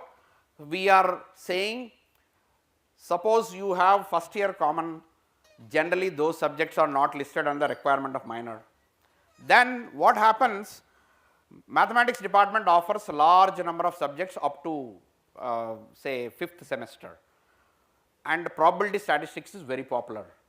But for some departments for minor, probability statistics is mandatory. But they have already done the probability statistics as part of their curriculum from their department. So, that is a double count, right. But apart from such simple, you should not give lot of leverage of double counting. We ensure that student has to acquire additional subjects apart from two open electives. Two open electives, that means up to 8 credits they can utilize for minor, which will be counted as a breadth elective within the academic unit for minor. Additional, suppose out of 24, then 18 credits, 16 credits they have to take additional to earn a minor, right. So, this double counting you have to be very careful. Okay. So, then I will about curricula, that is why I spent time. So, the rest is I am sure other speakers are waiting. So, they will also. So, I will just rush here. So, clustering of academic institutes. So, the flexible rule, credit recognition, etc., one should be cautious. There will be a moonlighting definitely, because the moment you say this academic clustering, etc., okay. So, people misuse, so they are doing multiple degrees in one institute, another institute. So, COVID has given this moonlighting very well. Most of our MTech students are parallelly doing another degree or another job, etc. So, those things we have to be careful. So, then this ODL, right. So, these are fine, but spell it out loud. What is that? Essential demarcation of regular and odd. What do you mean by it? Suppose today I have mathematics and computing 4-year popular program, regular. Then I start maths and computing in online, then you are killing your own child, right. You should introduce ODLs in very specified innovative areas, which are not traditionally offered as a regular courses. This is the better first step. Okay. See, vertically parallel ODL if you start, so then you are killing your own child, right. So, there could be, and what is the value in the market? So, somebody is coming math and computing regular JEE and somebody is online from the same institute. So, there are some issues, right. And once we go for ODLs, etc., so these agencies I have seen, they started exploiting, they are declaring in their websites that this is offered by IIT Kharagpur, blah blah, etc. So, we have to be careful, right. So, then this is mentoring large pool. So, this is one of the NEP goals. So, here you create a pool not just for job oriented, etc. So, you have to make them career oriented and a platform with the partner institutes, etc. Retired faculty can serve there much better as a mentors, etc. But there is a danger. What is the danger? The student is always declaring, suppose a private college student is declaring, I was guided by Professor Bhubaneswar Rao for my project, but it could be a mentoring, but so you have to be careful with this. Okay. So, then this is okay. So, I will skip this because it is a education technology forum they are saying. Okay. So, this it is a long way to go. So, better we skip, right. So, then yeah, I will spend at least some time. You see, we have BOS, right, but we have to strengthen this. So, typically these board of studies, etc., sometimes we do in a routine way. So, we have to strengthen. Then feedback system, student is giving feedback. So, then director is looking at it, sometimes it goes this way, that way, right. So, really how serious you are, it should be loud and clear to the community. If you ask me, unfortunately our numbers are not permitting, otherwise if you ask me, I should give feedback of the class which I am teaching. For each student I should also fill the feedback. Okay. So, you should analyze the complete data and spell out what for and immediate measures based on the feedback should be there. and faculty self-appraisal. This is also a routine exercise we do. What I proposed at KGP as Dean Planning and Coordination, almost maybe I should be beaten anyway. So, faculty self-appraisal should be indexed. You create an index for each, that means a score. On a 10 scale, I am there at 6.5. If you are below the threshold, start alerts, alert 1, alert 2, alert 3. So, unless this is done, faculty self-appraisals are very routine. Okay? But unfortunately, what happens is such evaluations, we start something, next year we keep changing, next year we keep changing, we should not. So, the alert here is what are the periodic revisions, even it is applicable to curricula. So, today let us say from 2023 you start your curriculum, then by the time third semester you started modifying the first semester. No, this is not good. So, you should have some cooling period. So, you should not touch, you should tell any academic unit, no, until this we are not going to entertain any change in the curricula. Okay? So, this is my experience. Okay? So, then faculty excellence, this is also one of NEP goals. So, you come up with various verticals of recognizing, need not be chair professors because you require a lot of grants, you can give other incentives etc., but it should not be just the number game. We may not be, I mean there is a possibility that we are simply get lost with the number game. So, we have to be careful and cautious about this. Okay. So, then this is in service, okay. So, this is I will skip because for other sectors as well. This is one thing which I advocate each academic unit to do, benchmarking of academic units. You have the attributes, create the sheet and you benchmark a national institute and international institute for each academic unit, right. So, then based on the benchmarking you come up with short term goals and long term goals. So, this is very much required for every academic unit. Okay. So, we have standard attributes of benchmarking, right. What should be there?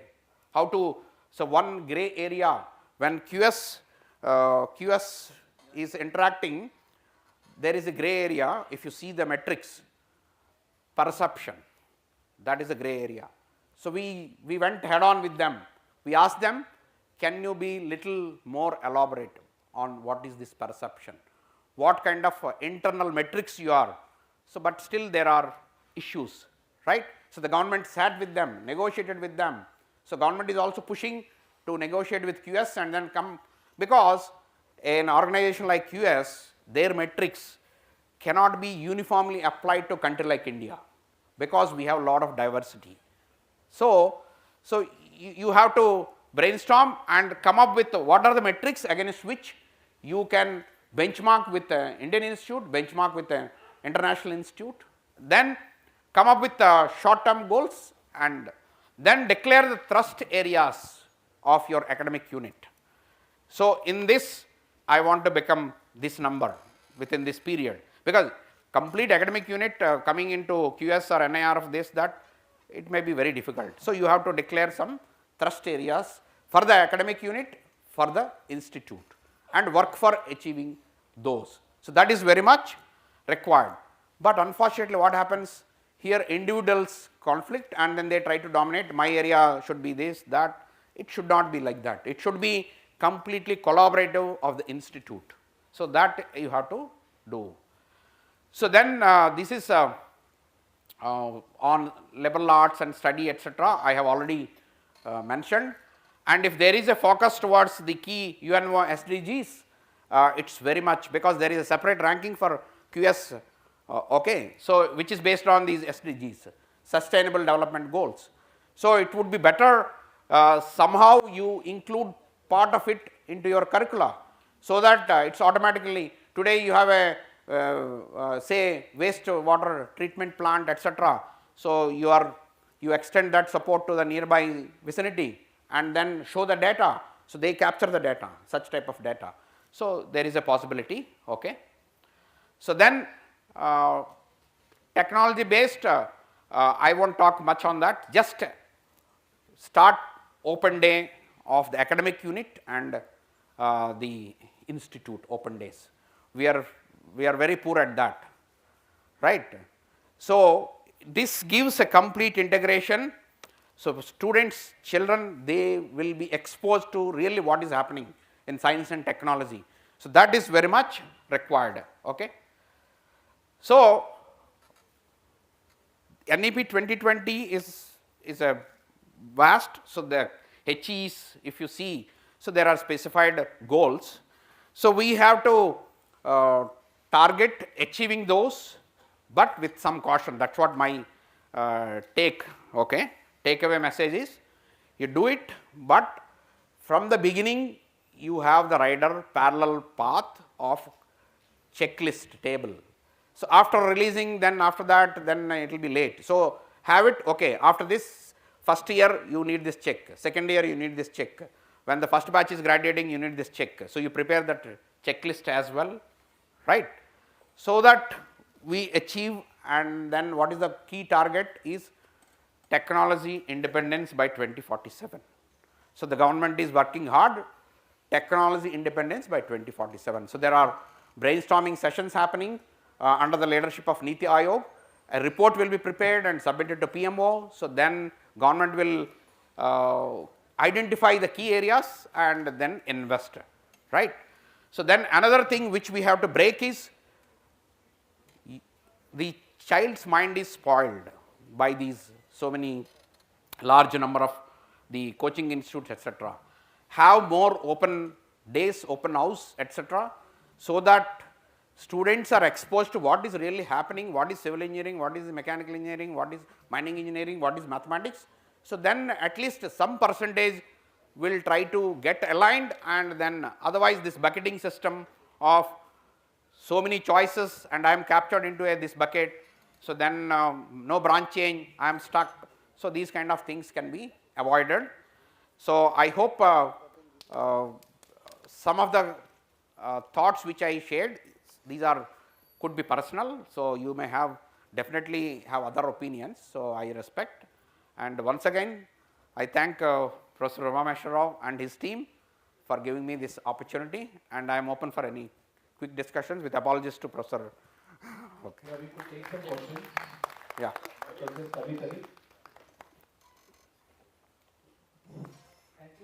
Yeah. A nice presentation overall, and we have also seen that our proposal, what is saying to you, and we have reviewed everything line by line. We'll consider everything. Mr. Regarding the implementation point of view, if you look that in a one basket, all the subjects are given. Student has to choose out of maybe 10 subjects as to 3. So it may happen for one subject, it's a student strength maybe 500, another subjects maybe 20. So how the Kharagpur is doing to handle these types of scenarios in a real time? So my second question is that you asked for that in the collaborative research. And moreover, the Indian scenarios, the research are basically Indian, individual, most of the institutes, not from the abroad. And abroad, there is a three structures where the one professors and assistant professors like of this is a group is created. That I think it is not available in IITs also. How you are thinking that will be better for the even? Yeah. So your first question. If you take an academic unit, if you offer an elective basket for the academic unit, so then this can be solved, because maximum you have 100 students, right, let us say in a particular department, and you are offering this elective to those 100 students basket. So, your question is all 100 may go to one particular elective. From the other departments also. Yes. So, today we started our third semester transform calculus. We started with one section, today 5 math teachers are going. So, then similarly probability stat 6, right, then partial differential equations. So, like this At advanced, suppose you have a subject like design and analysis of algorithms, lot of students come, lot of students. So we request another teacher to gear up, right? So instead of one teacher, offer two teachers. So that is because always it is better, in my opinion, to have more than one teacher to teach a particular subject in an academic unit. So it is my elective. No, I am not in favor of that. It's a subject. Okay? So we have to come out. So the second one, yes, I agree with you. In India today, it is individual centric research. People do not collaborate with the next door neighbor. So you don't have the structure of professor of a lab and associate and the hierarchy. But nonetheless, in India, still we obey elders. A youngster joins and then assistant professor. If there is a senior professor, yes sir, okay. So you train them and try to have collaborations. Anyway, also it depends on the individual. See, if you take my case, I started my interdisciplinary collaboration with Professor K.M. Rao when he came to me with a DST project of those days. I was talking about some 20 years back. It was 47 point some lakh, 20 years back. So he came with another colleague, mining engineering. Then we pitched in DST project. We started our collaboration that time, 20 years back. So I have a PhD graduated from chemical engineering. I have a PhD graduated from physics. I have two mining PhDs graduated from mining engineering. So it depends on the individual also, right? So we have to, you have to encourage the institute, dean, etc. They have to encourage. Yes. Thank you, Professor. And I have a question. Actually, this is my curiosity because we have more or less followed IIT Kharagpur rules and regulations starting in the year 2003. In fact, I was there for about a week copying down everything. Later on, we added few things from Kanpur and Delhi. This question is in relevance with multiple entry, multiple exit, where Professor Patel will also can pitch in.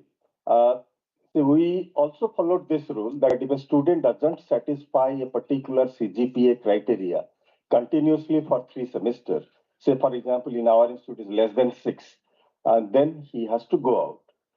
And there is a relaxation that if the faculty advisor, dean, director, and everybody sits down, then it goes to 4, and based on the arithmetic calculation, it goes up to 5.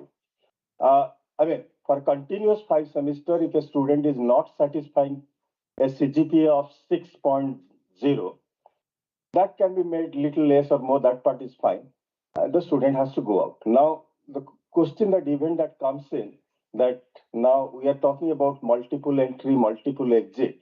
There are scenarios in which the faculty advisor can advise the student that yes, now you are becoming with, maybe that you can take a break, come back. But if the scenario is such that we allow the student continuously with a slow pace, and for continuously for the 5 semesters, the student has not satisfied the CGPA criteria. What is the present rule in IIT Kharagpur today? Those days it was there that the student has to go out. So we do not have a rule of student continuously not having a threshold CGPA, then we check him. No, we don't have that. What we have is, if a student cannot clear a subject of X semester, then you cannot be taking subject for X plus 2 semester, right? So that we have. So that means unless you clear these backlogs, you cannot register a subject which is higher. So CGPA can be less than 6, student is pitching in. So there are students who have taken stochastic process and simulation offered by math department 8 times. 8 times student is taking stochastic process and simulation. So we are not checking them out. That is a great. So we are not checking because student has less than 6 CGPA continuously 4 semester 5. We are not throwing that candidate. We are not checking that, but it is the same way that a student has not cleared. No, checking means throwing. We are not throwing the student. Suppose he is in the first semester course. Yes. Now he appeared in first semester. He again repeated at the end of first year, and again, and then we say that we don't allow him to the 5th semester, right? So that is what exactly is in Kharagpur. I remember when we did it a copy from there. And similarly, if it is a third semester course, third, fourth, fifth, if he is not clearing it up, he doesn't go to seventh semester. Then we are putting him in the slow pace. Now this point is that now he is not clearing that particular paper time and again, and he continuously goes there. Because why I'm saying this, I have seen very typical scenarios of this kind in this particular institute. See, I had a female student in first year, and the scenario was very horrible. We went to counseling services, got to see Professor Pati, and then we observed that the student came and told me that the reason that my father had a divorce with my mother and I am in trauma for this. And we realized, we did, myself, Professor Pati and whoever, we did a lot of counseling. Then we found that the case is genuine, the student. In that case, had NEP been there, yes, we say that you go back, take rest for a couple of years, come back again. But that time we didn't. We all that with the help of support of counseling, we allowed her to continue. But the question is that now the student is unable to clear first semester course continuously for 1, 2, 3, 4, 5 times. And where do we do it and what exactly do we fit it? Yeah. We have such cases even before NEP. So what we do is, there is a classification of, anyway it's not good. So there are two categories with some adjective, I don't want. So this is like week 1, week 2, let us say. So candidates falling in this with some criteria, candidates are falling in this with some criteria. We ask faculty advisors to come up with a course completion plan. Course completion plan, not like, okay, this semester student is registering. No, you come up with a complete course completion plan. That means these are the backlogs, this semester these, etc. Come up with this. So then faculty advisor has to review this. Suppose student is not making it, so then you analyze what are the, suppose these are the reasons. So then we propose, we talk to the parents. So would you propose to take a student on medical? Medical could be health conditions or mental conditions. You can take a break. So that is even before NEP very much there. So you can take a break. So then after 1 semester or 2 semesters, you can come back and join and all that. So I understand. See, this we are not checking out, we are not giving any degree, so they come back, etc. So faculty advisor has to play little bit of stretch their arms, and during the semester, let me tell you what happens. I mean, you can beat me. During the semester, how many times faculty advisor is interacting with the students? Please, sir. No, 1 time. Okay, thank you very much, sir. You are meeting at least 1 time. Okay. So this is the concern. This is a concern. You can, I can show my alumni what they write. Right? My other colleagues knows that this guy is horrible. He is meeting 6 times in a semester. Horrible guy. So they are cursing me. Right? So you have to meet as many times as possible, before mid, after mid, before end, after end, in between. So you have to really make them gear up and then understand. So the bucket, you sort it down, okay, these are the list, we have to spend more time. So then you have to trigger. Otherwise, no, these cases cannot be solved. So yes, I understand. Compared to 10 years back, now the handshake between the student and teacher is reducing, which is not good. So we have to come up. In fact, post-COVID, there is a complete breakdown in the emotional maturity, and then the social aspects of students. There is a complete gap. So we have to put extra effort to bring it to the normal. So that I don't have precise answer to you, but yeah. Is there any threshold CGPA at IIT Kharagpur? 6 to get the degree. 6. It is still there, no? Yeah, it's still there. Why 6? My question is why 6? On a 10-point scale, 6. So this can be. He has cleared all the papers. No background. Yes, because how the 6 is arrived. See, the minimum is on a 10-point. Minimum is P grade, right? So EX is 10 points. Then A is 9 points, and then P. So if somebody clears all subjects with a P grade, so you are falling short of 6. So that means maybe you can revisit. If somebody gets all subjects P grade, what is the minimum you are getting? That could be the minimum for graduation. I am countering. The reason is that two things. Exit plan was there. One second. Exit plan. Please come out here. You can come here. Come here. Professor Alam. Exit plan was there. We are not calling it as a. We were not at a. We were not calling it As an exit. Yeah. At least mining department. on medical grounds. Medical grounds. Grounds.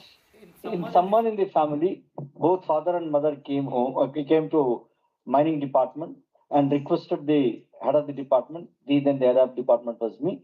The boy went with the parents and came after 3 years. 3 years on our writing letters to him that if you don't come now and complete your final year, your time, the total time. IIT Kharagpur, 4 years is 8 years time that you have. Today we are calling it is the same thing. We are fitting it in multiple entry and exit. That is a re-entry. He has taken exit and then making a re-entry. These are all there. These are all there as a standalone cases, case by case. Now only thing is that our basic intention, let me recall all of you out here, is that if a one student en masse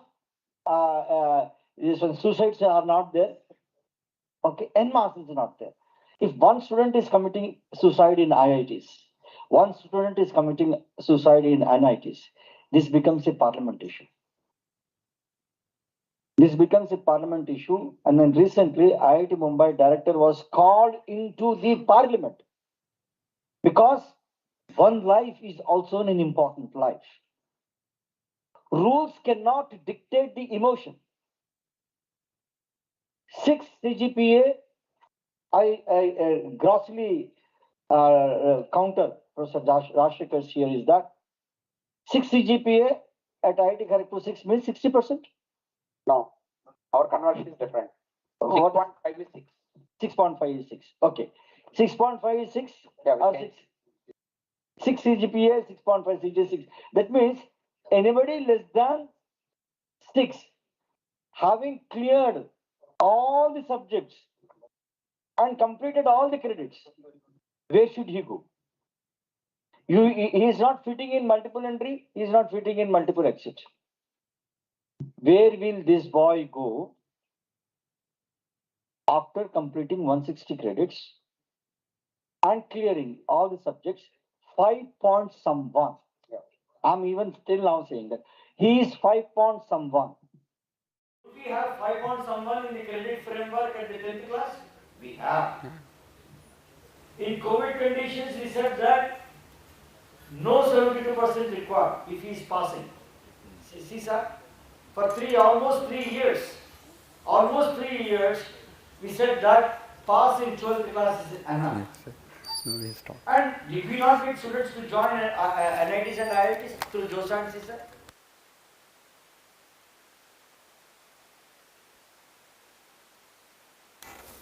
The only candidates who are eligible for existing. You are saying that, let me put it very harshly. You don't deserve to exist, or you don't really have to take a call about your very existence if you do not have 6%, 6 CGPA. Where will you go? There is no scope for multiple entry. There is no scope for a multiple exit. Rule prevails. Rule prevails. Rule wins. But then the boy is lost, or the girl is lost. Pardon? 100%. 100%. Otherwise, there is P is 6.5. You make P is 6.5. Don't bring in D, don't bring in P. The point is 6. Because we do not have any right. We absolutely do not have any right to pass a judgment. That 60% is only 60% eligible to live. Less than 60%, you don't have any right to live. Can answer? No, so this scale is different. IIT Kanpur has a different scale. IIT Kanpur gives degrees. You understand? Five scale. But there are So each institute has their own. So that's so anyway. In the light of NEP, people are. Rajasekhar sir, good morning. Yes, ma'am. I think we have to allow next speaker to speak. Shall I start? Sir, thank you, sir, for your presentation. A very brief outline of the IIT Kharagpur's course structure and the programs you have held.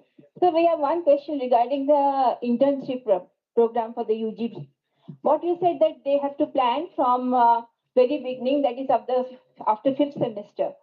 So as soon as they join sixth semester, they should be having in mind that they have to go for internship.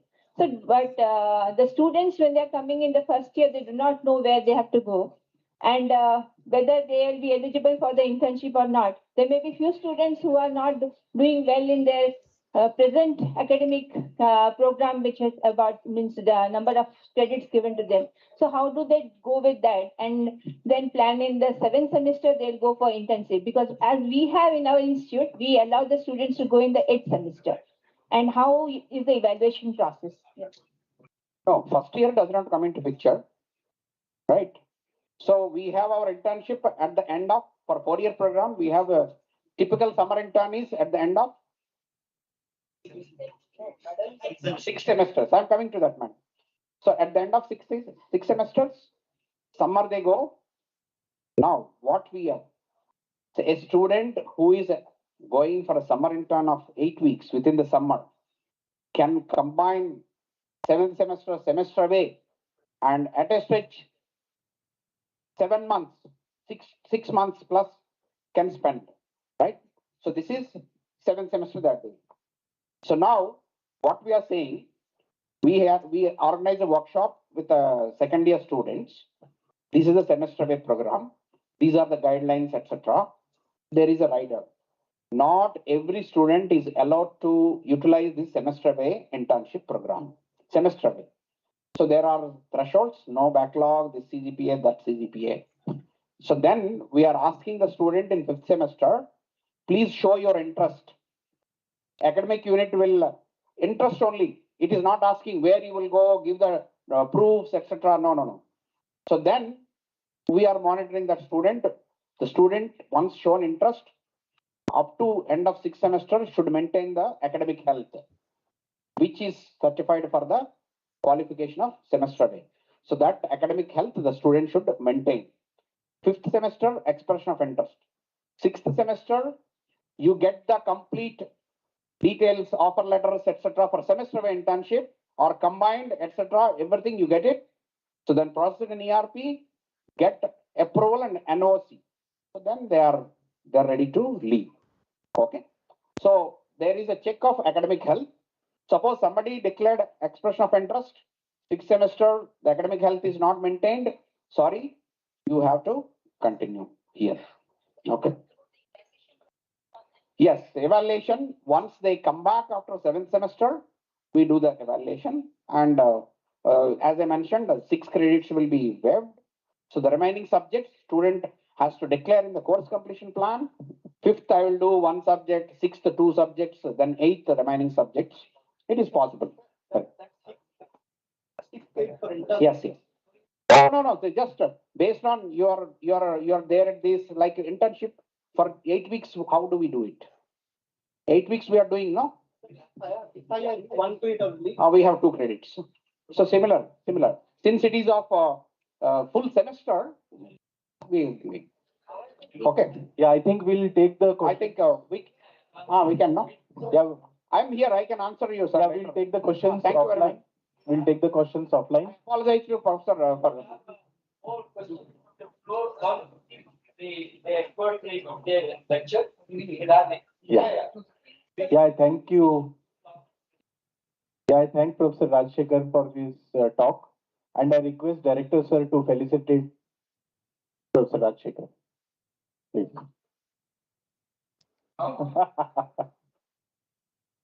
For the line that he has flown.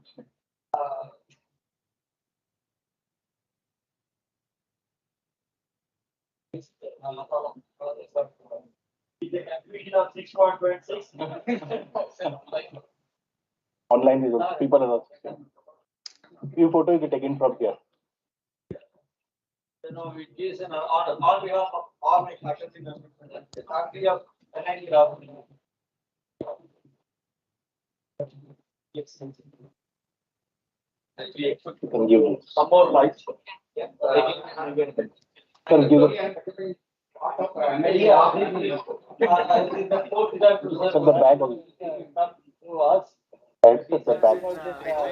Mathematics colleagues are not angry with me. Thank you very much. So I think we had a single entry today morning. We'll take a one exit for tea today, and again we'll take multi-entry again. Start one exit. Oh, come on.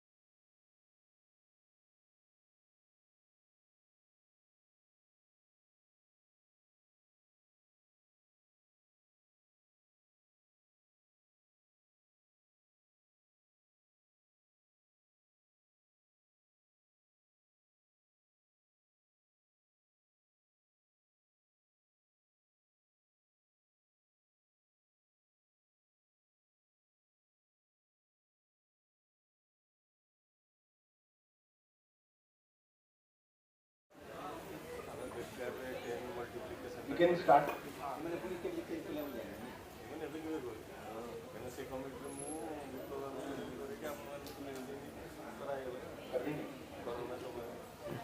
So I think we can start for this session. So this session will be taken by Professor Jay Kumar, and he would be speaking on OBE. So sir, over to you. A very good morning to all of you.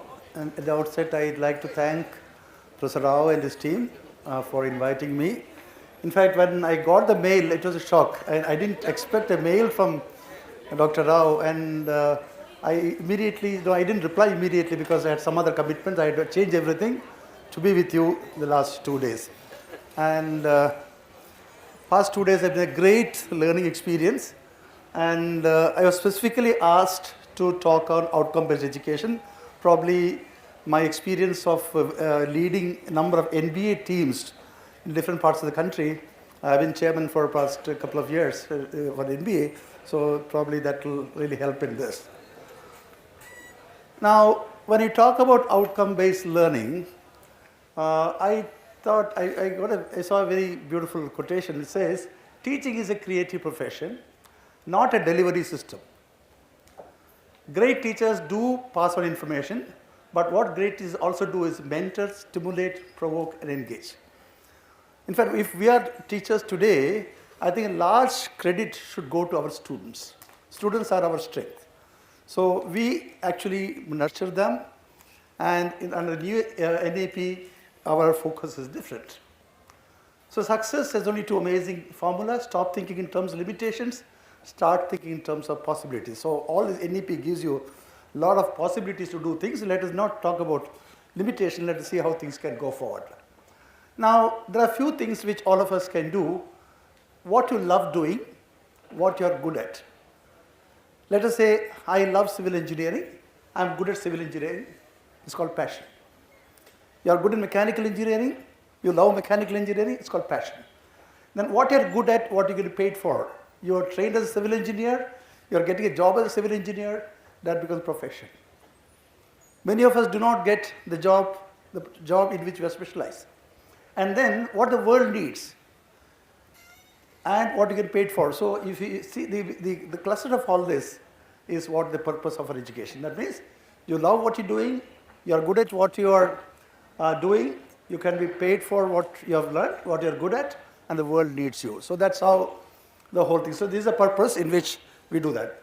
Then there are four other terms which normally generally not understood at students level: knowledge, skills, understanding, and attitude. Knowledge is knowing how to do the job. That's what we teach our students.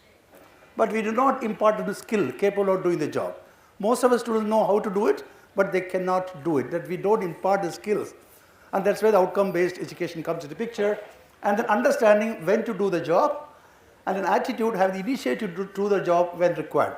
So all of us in our education should have very clear understanding about these four terms: and knowledge, skills, understanding, attitude. Most of the time the technical institutes are focusing on imparting knowledge and not on skills, understanding, and attitude. So that's very important. We have to have a change of attitude. Now, education is a form of learning in which the knowledge, skills, and habits of a group of people are transferred from one generation to the next through teaching, training, or research. That's what we do. So education is the key to success. Now, a very beautiful quotation by Peter Drucker, who said, "We will redefine what it means to be an educated person. Traditionally, an educated person was one who had prescribed stock of formal knowledge. 160 courses, so many courses, etc., so many credits, etc. Increasingly, today, an educated person is one who has learned how to learn and who continues to learn throughout his or her lifetime." So this is what the education is redefined now.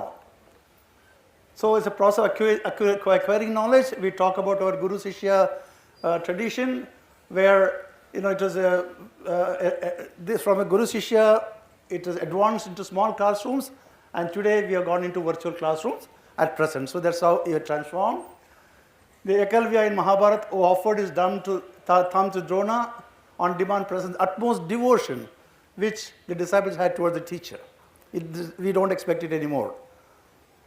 The tradition still continues, but the growing demand for education in India has taken the whole process of imparting knowledge into a more mechanized process. Unfortunately, education become more of a mechanized process rather than the traditional thing. So now we find there are multidisciplinary approaches teaching education, great demand. Very challenging task to identify the real interests and needs of the contemporary students. In fact, we are many times we wonder. In fact, I can just give a small example. I sit in the UPSC interviews many times, and we find in the past few years the number of engineering graduates qualifying into civil service is very high.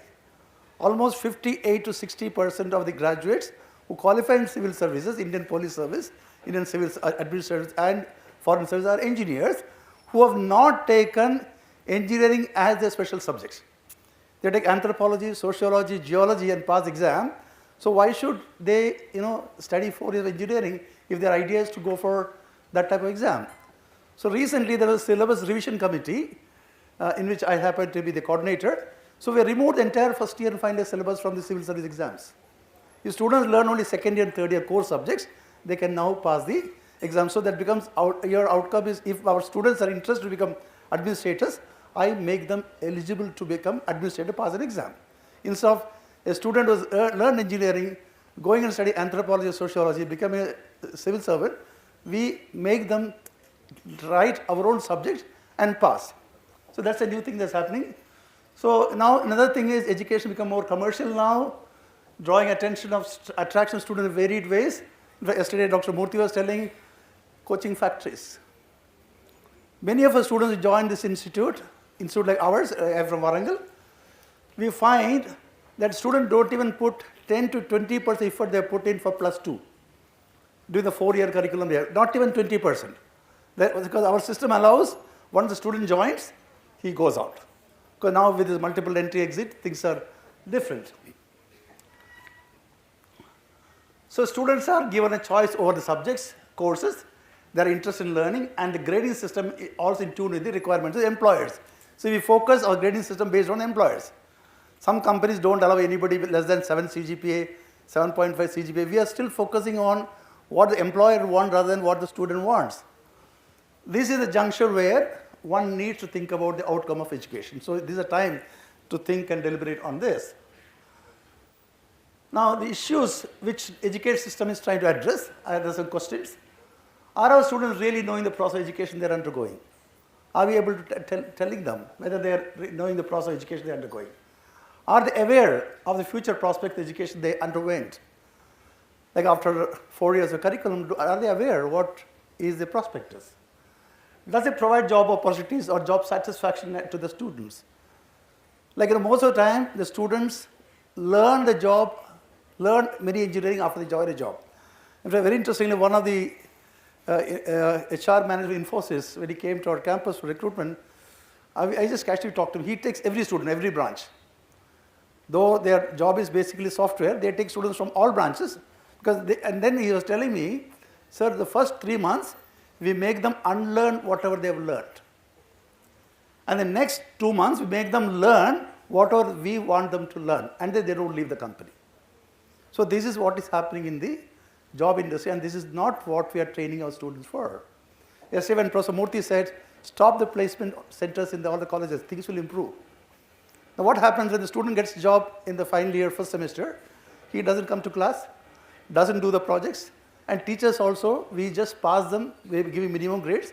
So where is our final year curriculum has gone down? Okay, are they learning what they're interested or skilled in? Is a student learning what is really interested in, or is being forced to learn something? Are they choosing the areas of knowledge based on social expectations or stigmas attached with various courses? Like, everybody thinks computer science is very high, EC is next, then mechanical, then civil. So there is a gradation. It's not. An engineer thinks he is better than a sociologist. A sociologist thinks he is better than somebody else. Every subject is very important. So it is very important that there is no social stigma attached to any course. Every course is important. That is what the teacher should make the student realize. Like every branch, for example, when I talk about civil engineering, I'll give an example. In 90s, when all students were going towards IT, computer science, ECE, we were not getting students. My strength, which was 60, I was not even getting 30 students in 93, 94 in NIT Warangal. Now, some of us started giving a lecture series on joys and wonders of civil engineering. We went around the country, about 100 lectures I must have given to those days, to keep students retaining in our branch. So this is what we tried, that there are no branches inferior. So there is no stigma attached. Like, students should not feel, I'm in civil because I did not get computer science. I'm in civil because I did not get ECE. So that feeling should not come, that they are in civil because they wanted civil. They were mechanical because they wanted mechanical. So that's very important. Then the quality of education improves through planning and implementation of new vistas of learning. That's what this workshop is meant for. We're trying to improve the quality. Many institutions have been trying to bring in new strategies to make the learning and teaching experience more innovative. Yesterday we heard Lakshman Nandagi saying CDIO, conceive, design, implement, and operate approach, for example. That was, people are trying different approaches. As a part of these efforts, NBA is trying to introduce outcome-based education. So these are all efforts based on that. Now, the Washington Accord of 1989, an international accreditation agreement for professional education, has suggested OBE as an innovation to the teaching learning process in the curriculum. So this was suggested by the Washington Accord, which the signatories of the accord assume that the colleges accredited, department accredited by that accord is recognized across the world. So this accord distinguishes the course accredited by various institutions in participating countries. So India is a signatory, so our course is recognized. The graduates and postgraduates of accredited programs are recognized by other participating countries as having met the academic requirements for entry to the practice of engineering and technology. Please see this word, for practicing engineering technology. So that means once you are accredited, you are entitled, eligible for practicing engineering technology. So being a signatory of Washington Accord, our institution have to implement the OB system, and all the statutory bodies have been trying, like AICT, UGC, etc., NBA, etc., have been trying to bring in new strategies to make learning teaching experience more innovative. As a teacher at heart, it is impossible to imagine not to impart what we have learned or listened to our students. So we like to teach everything that we know to our students. In fact, a teacher should know much more than what a student is expected to know. I still remember when I started my career, I spent 10 to 12 hours per hour of teaching. I did not prepare notes, did not carry notes to the class because I wanted to talk. So I used to spend 10 to 12 hours per hour of lecture. But today, I spend 10 to 15 minutes before going to class, aaj kya bolna hai? Because that is, we have practiced for many, many years. So that's how teaching comes. So we have to be teachers by heart. In fact, teacher and cheater are the same letters. Just jumbled, the same letters are jumbled, teacher and cheater. If you're not teacher, we are going to cheat. Now, what are the various ways in which learning what type of centering on learning is possible? It could be task-based learning. You give a task, problem-based learning, skill-based learning, cooperative learning, where a few students join together and learn, case study-based learning, online learning of now, self-directed learning, participative learning, so on. So there are many, many ways in which learning can go forward. Our education system needs to focus on innovative teaching and learning methods to make the trainer and the trained equally skilled. So the trainer must be skilled, the person who has been trained also must be equally skilled. There are a few steps I've written here. The first step is identify and define the learning outcomes. So there's an outcome for whatever we are learning. So our learning outcomes and purpose for which a student enrolled for a particular course. Why a student has joined for a particular course. Now we talk about baskets, we take this course. So what is the course outcome? So this must be very well defined. In fact, many, many colleges which I visited have not defined the course outcomes properly. Why this course outcomes were designed? So maybe not necessarily too many outcomes, 3 or 4 well defined. The student should say, at the end of this course, I will be able to do this. That's very important. So first step is to define the learning outcome. The second step involves curriculum design, which all of you, a lot of effort has gone in NIT Rourkela in curriculum design. In fact, I was quite impressed with whatever draft copy was sent to me by Dr. Saroj. And congrats for the excellent work that you have done, the teamwork. And so curriculum design and development based on the knowledge requirements of the students. So your curriculum is based on what the students expected to know. Now please remember, each generation is better than the previous generation. Like we are smarter than our parents, our children are smarter than us. So we should assume, accept that our students can be smarter than us. When you go to class, assume that your first year students, second year students can be smarter than us. So our teaching should be towards that. Okay, so knowledge requirement students, focusing on learning style of the students, whatever way they would like to learn, whether they augment their learning through self-directed learning or participatory learning. So teaching must be augmented. We are now, as teachers, we are facilitators for their learning. In fact, to present day generation, with a little bit push, they can learn many things on their own. They're very, very sharp. The third step is implementation of different strategies and styles meeting the learning requirement of the students.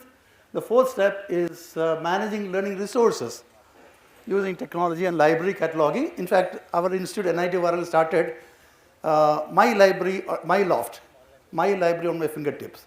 Like I can access most of the library equipments from my mobile. Most of the things, we call it my loft, my library on my fingertip. And this software can be made available to other NITs on request from our librarian. So that's available. It's very, very good. In fact, even the library return, we have made a library 24 hours open. The returning an issue is you don't need a person. You just keep the book. It has a RFID card. It recognizes. You get a receipt, you come out. When you want to return a book, just put in drop box. You get a receipt and you're out. You don't need any human interface. So we have done it, and very, very good system. And library must be fully utilized. The present generation doesn't utilize library fully, but though have the digital library that is being used, but then they should know that everything is not available on your mobile. There are certain digital things that are available which are expensive, may be available only in your library. So they should be able to spend more time in the library. So and then depending on the requirement of students, we have to modify these resources. Then assessment is another area where a lot of focus is there for better education outcome. Assessment, the routine assessment has changed now. Where in Warangal we have removed the mid semesters, the continuous evaluation for 60 marks, the end semester only for 40 marks. So it's up to the teacher to plan the exams or whatever for 60 marks, and last 40 marks is done centrally. So from the traditional classroom evaluation in the form of examination test, newer methods of evaluation based on skills present students should be emphasized. So new methods of, it's up to the teacher. The sky is the limit to see these type of things. Then you also have to have an integrated assessment and evaluation method, not just test only. You can have quizzes, you can have project term paper, you can have project report, you can have a report writing, you can have a discussion writing, brainstorming. You can all put together and then evaluate that. So that's very important. So what happens once you identify this integrated approach, you can find a continuous professional development is possible of the students, and the students can be helped to identify the requirements which are needed for the industries and for their own growth. So NEP, we have access, equity, quality, affordability, accountability. We have been discussing this past 2 days, and we have been listening to this ever since NEP came into picture. So very, very important. And we find here OBE, outcome-based education, then OBC, outcome-based curriculum, OBLT, outcome-based learning and teaching, and OBA, outcome-based assessment. So all these terms are now coming to picture. So we have to just not OBE, there are other things starting with outcome-based. So these are very important. So what the student should be able to do, how to make the student achieve the outcome, how to measure what the student has achieved. So all these are part of the outcome-based learning. So why outcome-based accreditation?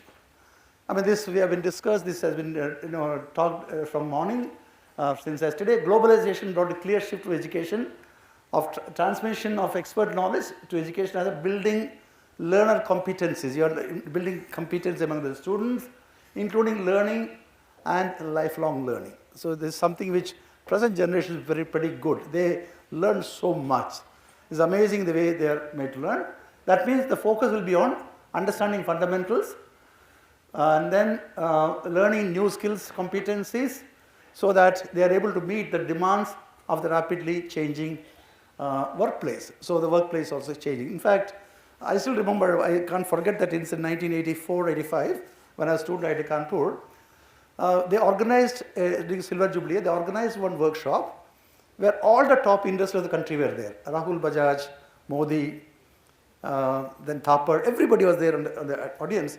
And they were telling them that, telling IITs, that your engineers don't suit us. None of them are fit for us. Then our dean, amazing person, said, I don't produce engineers for Thapar or Godrej or Modi. I produce engineers who can think. So take my engineers, make them think, they'll develop technology for you. We are not sending engineers who would like to do what you've already done. So that is what we have to be. We have to create engineers who can think, develop our own technology, and then Atmanirbhar Bharat sort of thing. So that is what our aim is for, not as agents for those companies. Okay, then we prepare engineers who will be prepared to work anywhere in the world, global, who will have solved problems and shoulder challenges which are not even known today. That means they are ready to expect the unexpected. So we should make a student to be ready for expecting the unexpected. Now there are many criteria accreditation which I really don't have to talk about. We have an OB framework, we have outcomes, we have improvements, we've got assessment evaluation which I talked about it. And so we talk about syllabus, we talk about teaching methods, learning activities, assessment tools. So this is a very common, very widely available framework.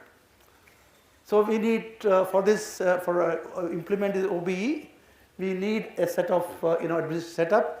I mean, this can be institutional based. You can have the designation the way the institute wants it. You have a course coordinator, you've got a module coordinator, you've got a program coordinator, the program assessment committee, a department committee, and then quality control cell. So all this, I mean, it's up to you to have this committee the way you want it.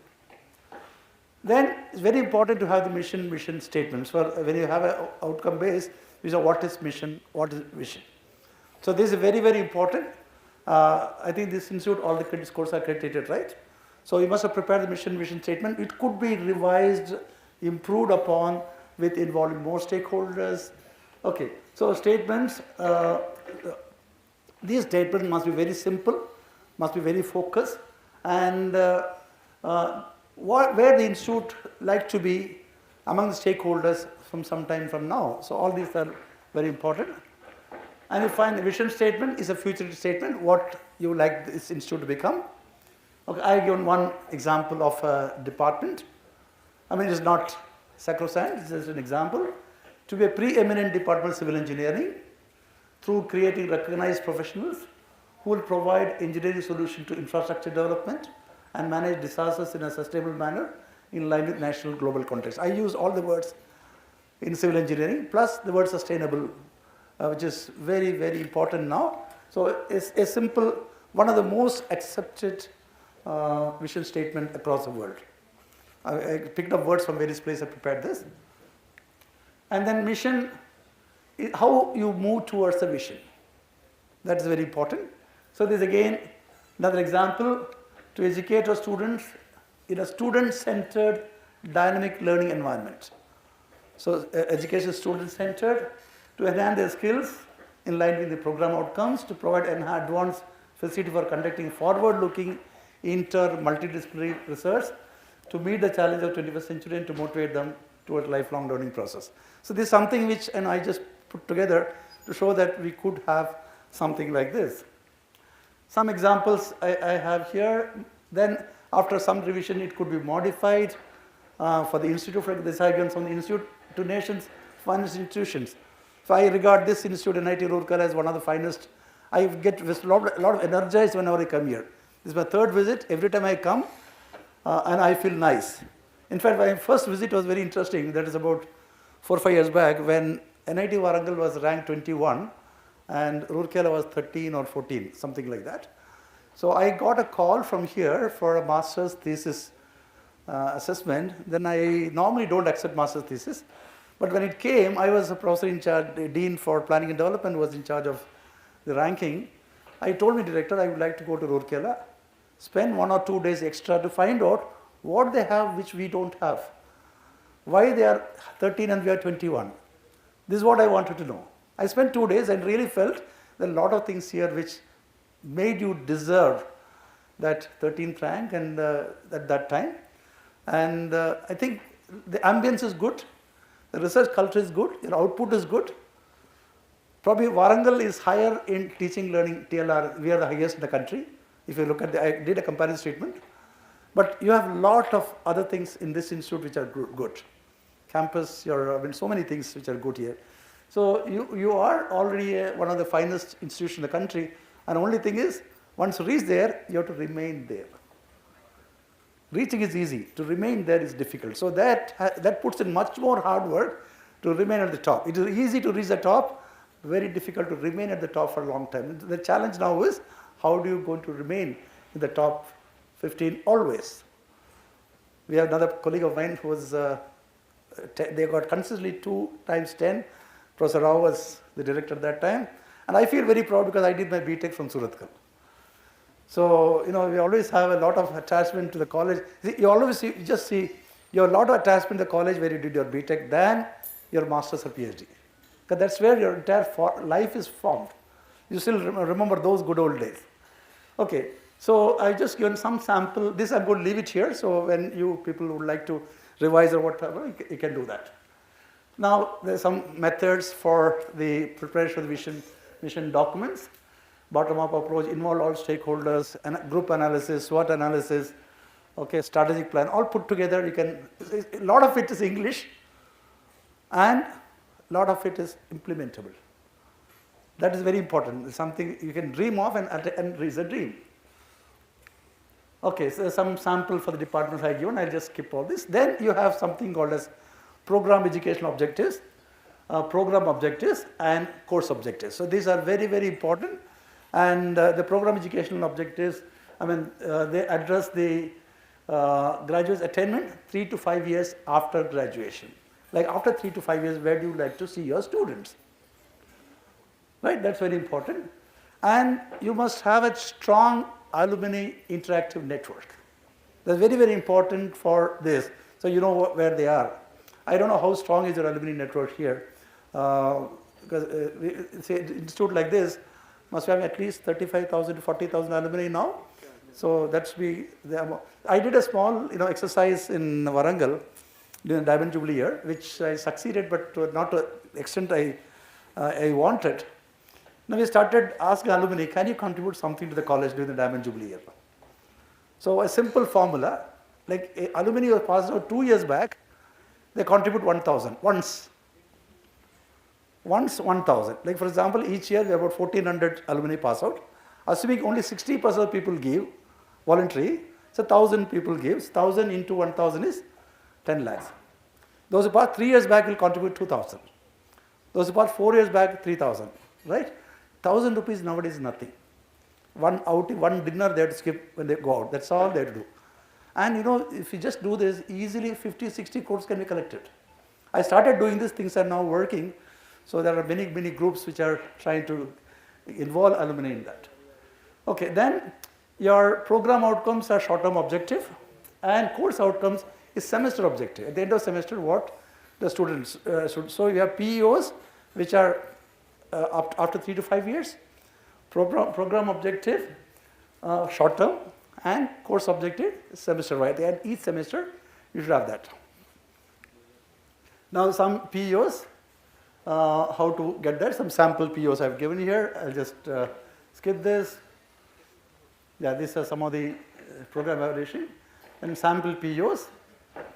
Okay, so we'll compete on global scale, we'll pursue higher studies, we'll communicate effectively, we'll demonstrate high regard, human rights, all types are put together. And again, the sample POs for the department. And program outcomes, they profile the graduates reached through POs, profile the graduates who passed out. What would be their profile? That's what we try to through the programs. And these are defined by the NBA agents. Already they are given some 12 POs. So that is, so you really don't have to work on it. You have to only define that all these have a starting point. Okay, so these are defined by the accrediting agencies, which are straight away normally taken. Then something program specific objective. This we have to write. Okay, so able to analyze and design. This I have written for civil engineering because being a civil engineer, it happens. Able to provide design solution to water supply, sewerage system.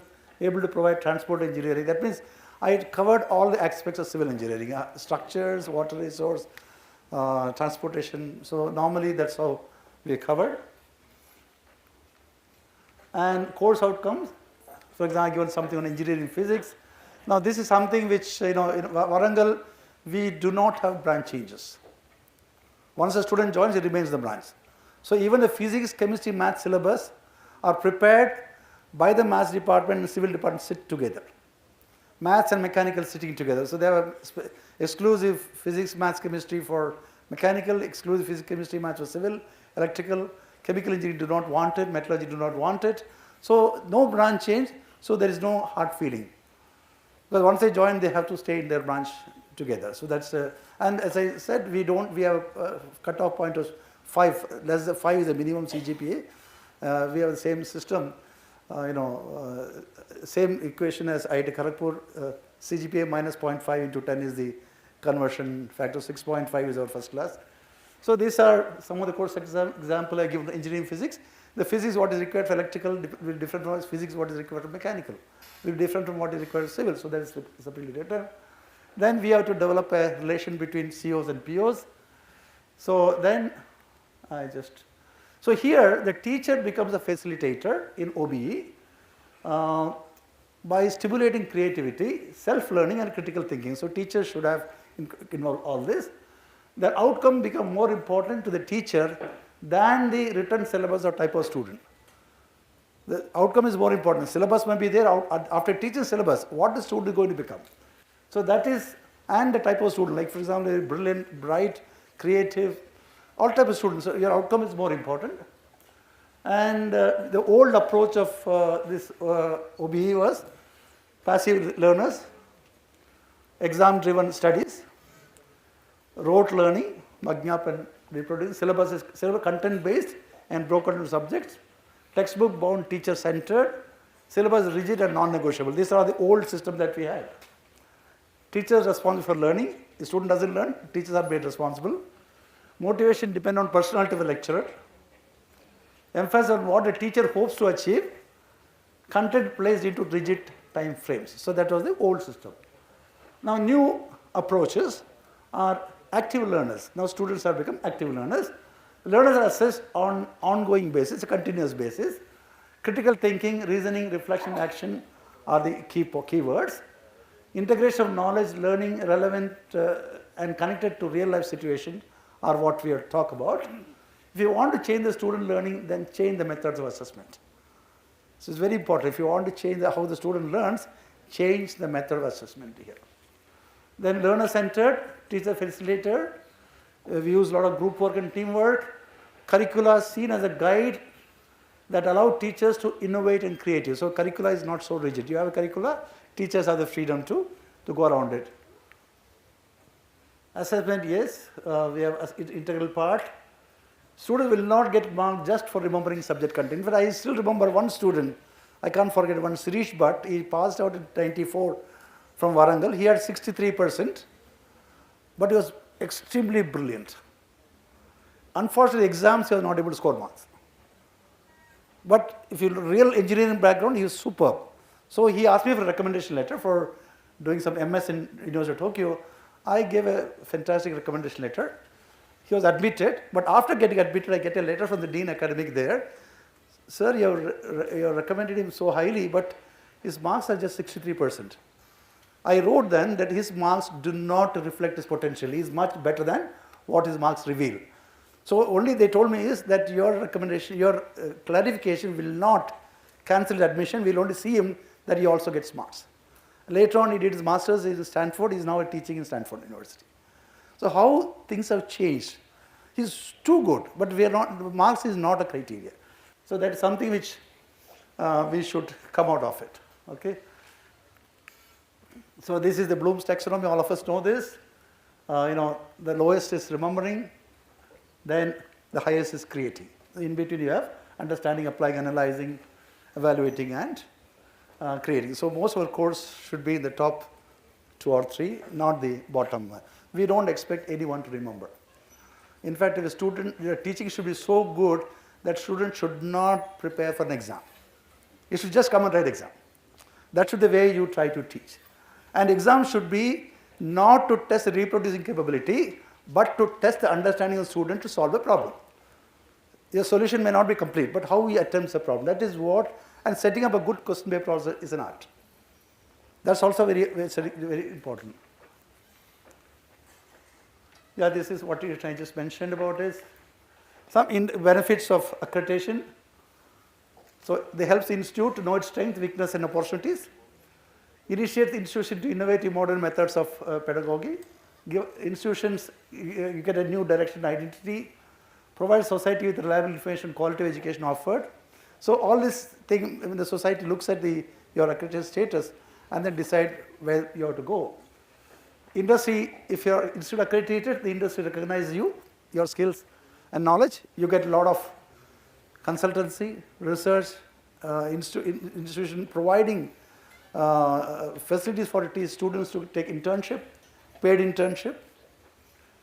So then, if you're the whole country, we gain confidence that our country's education system is good. Lots of colleges are, programs and institutions are accredited.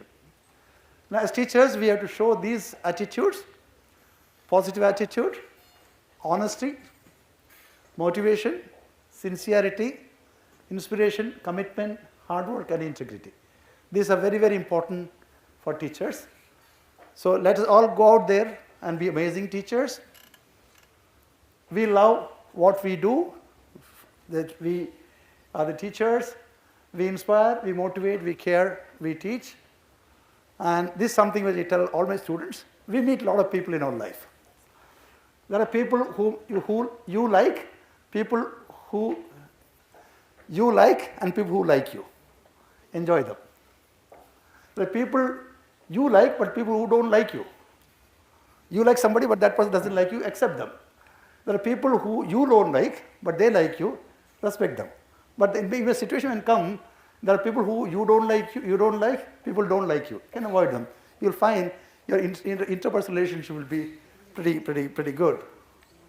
Yeah, I'll stop here, and if there are any questions I can ask me. And I have my email ID here. In case you would like to even write to me later, I'll assure you of a answer within 24 hours. And that's my last slide. This slide is my favorite slide. There is a lake in Calicut in Kerala, and we took up a project to clean the lake without using chemicals, without using power, by using natural products. These plants, which are seen here, belong to Typha family. So if you grow 4 to 6 plants, these plants enjoy wastewater. If you grow 4 to 6 plants per square meter, they improve the water quality by 90%. So we tried this as a project, and we made the water almost drinkable. So these are my hands. I was just taking the water.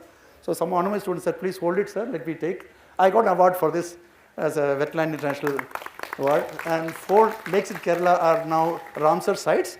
We have 1 lake in Chilikai here. So 3 lakes in Kerala are responsible for converting into Ramsar sites. Thank you so much.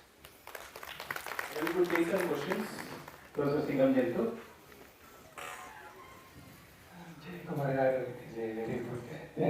Informative talk about outcome-based education.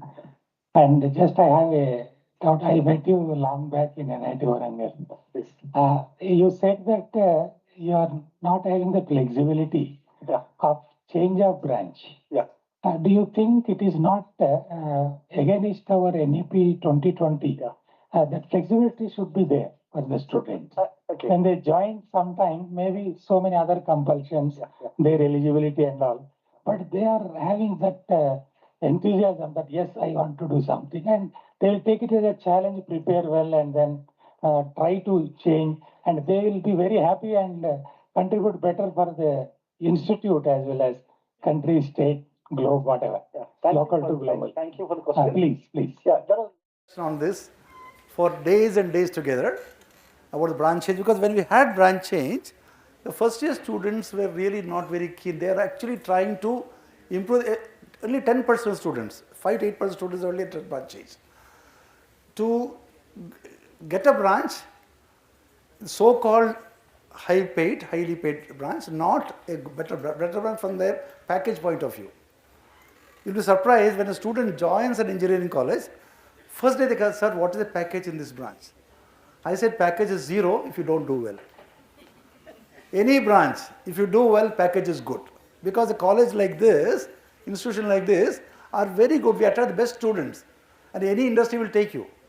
So it is not the package that matters. So when we have this branch change, you find that after first year, first 10, 15 days, there is, student migrating from here and there, where we lose almost 2 weeks of classes there.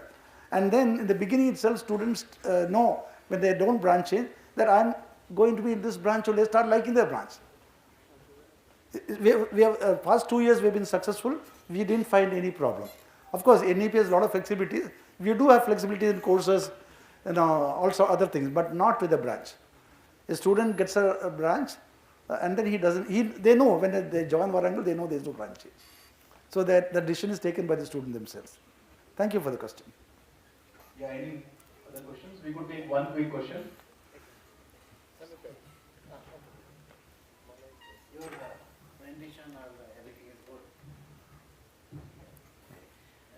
It is not related to anything. But I'm curious to know, by changing this contribution from alumni every year in 3 years, how much NIT Warangal has so far collected? So I really don't know the amount, but my target was 60 crores during the Diamond Jubilee year. Fast. That's my target. My next question, you may be going through the news that IIT Bombay to 74 batch contributed 100 crores. Who don't get that kind of news, even 10 crores from any NIT? What could be the reason? Our NIT Connect is not so strong. Our connectivity is not so strong. Culture is not there. See, whenever I ask alumni, sir, why should I give? See, during COVID, you'll be surprised, I could get an ambulance, fully loaded ambulance, given by 83, 87 alumni. The next batch, when we asked, why should you give? Yours a government college, everything government gives you, why should I give you? So that feeling for the institute, I think we should develop the sense of belongingness when they're here, not after they leave the college. Sir, next question also to Rao sir also.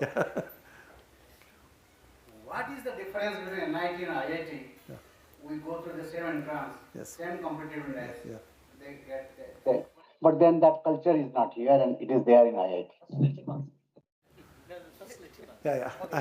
Anyway, I can talk on this for hours together because I had my BTech from Surathkal, NIT, Masters and PhD from IIT Kanpur, working in Warangal for past 32 years or so. So I know the system. The culture is, it is the attitude of the faculty and the students in IITs and here. In IIT, generally, the teaching load is not as much as you have in an NIT system. Even till I officially retired in 2021, I was teaching 12 hours a week as a dean. Of course, it is my own choice. I could have had less load if I wanted, but then that is the motivation that I had. And I was always have feeling I am no less than IIT faculty. I was able to get jobs for my students, get everything. It was possible, but then the total culture must be changed. It's not individual cannot change. The culture itself should change. And then the quality of students, I don't think there's much difference between what IIT gives and what we give. There's not much of a difference. Almost the same quality of students. One or two questions. Yeah. You want me to answer? Yes, Professor Rao, you can. No, let him complete. Yeah, some more? Sir, is it related that we have 50% state reservation here? I don't think so. Nothing is connected with the reservation. No, nothing. Students are students. Okay, number one. The difference between IITs and NITs is, it is the relationship between the teacher and the student. Yes. Fundamentally, we are still, let us all accept, you may really not like to know this answer from me, but then the truth is that all NITs, our genesis is from university system. And a student cannot just knock the door of the HOD and then walk in, even today. IITs, it's not always, never it is seen that a student is waiting outside. Not HOD, director also. There is a different relationship between a teacher and the taught. Fundamentally, a student is completely at ease. Academic pressure is there. Academic pressure is there. There, here also. But then there is another pressure here. And that pressure, if you really introspect yourself, you know the difference. We at NIT, I've been telling so many times, we treat our research scholars different. And then we treat BTechs different. Why do we treat like that? There itself is the answer why IITs are different from NITs. No reservation, nothing of the sort. Reservation is only superficial creation which is giving an opportunity or not an opportunity. To make the system open, let the student really spread his wings. Right? Put the hand on the shoulder of the student and say nothing has gone wrong. Then he can really break the mountains in mining terminology. If you keep the barrier and it grows, by the time he passes out fourth year, the barrier is so much that he doesn't like to come on the induction day, alumni induction day. I'm once again telling you, less than 5% of the passed out students, BTechs, MTechs, and research scholars. Can you give the answer why? Less than 5% of the students have turned up. We were all, 8 of us were sitting on the desk. Why? You know the answer. Then we know the answer if you really put the question to again, like why is it like that? The answer is we have to change first. The parent has to change first. Then the child changes. You have pampered the child. But basically, it is like a bahu coming to the in-laws. She has been brought up and grown up, and everything is culture, everything is different from a different family coming into in-laws' house. Why most of the mother-in-laws are bad? Can you answer that question?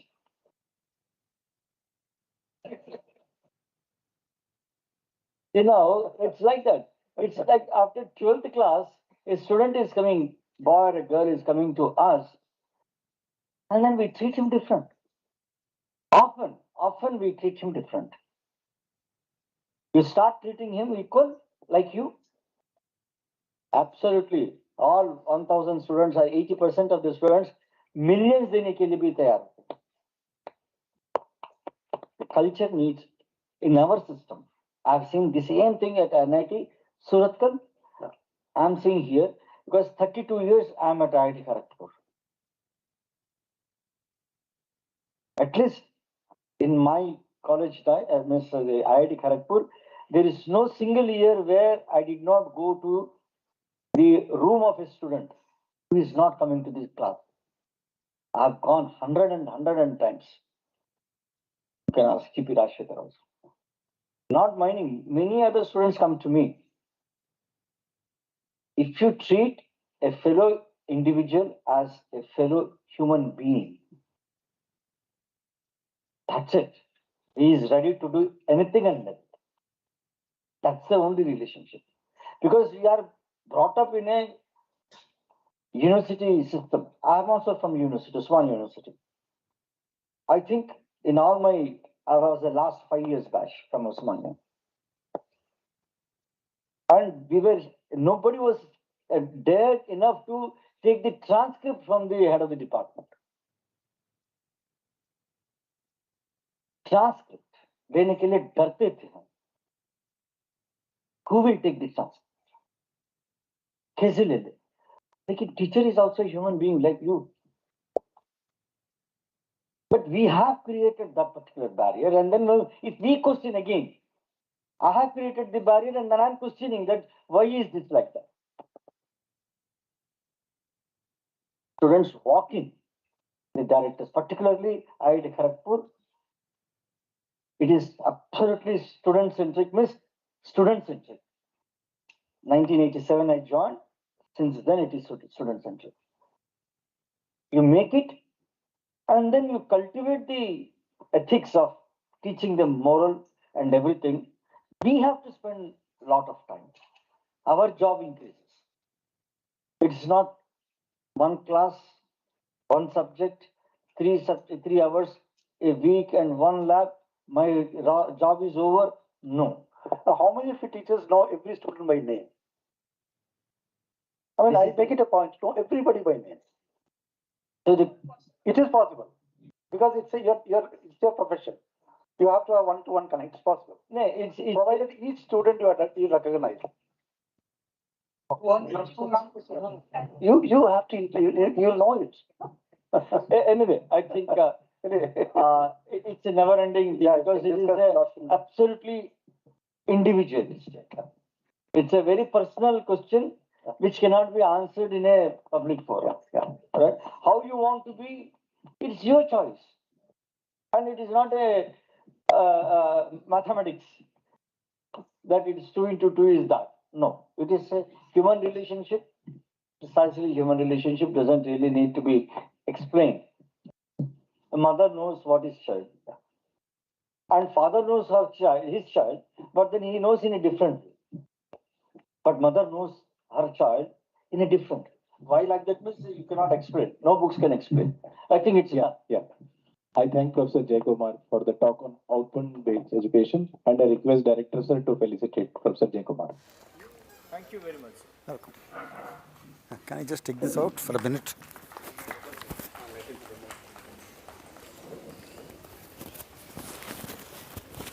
Actually, your phone was, I think, inside, and that was ringing. Okay. It's a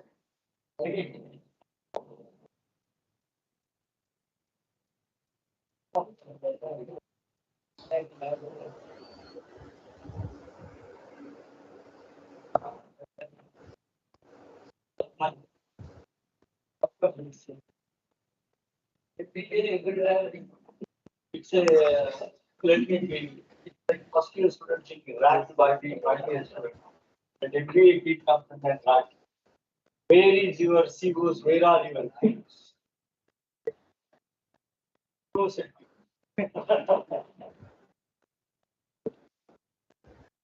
Okay.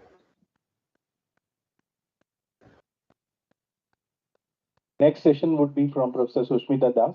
So she will be speaking on flexible course curricula. So I request Madam to take over, please.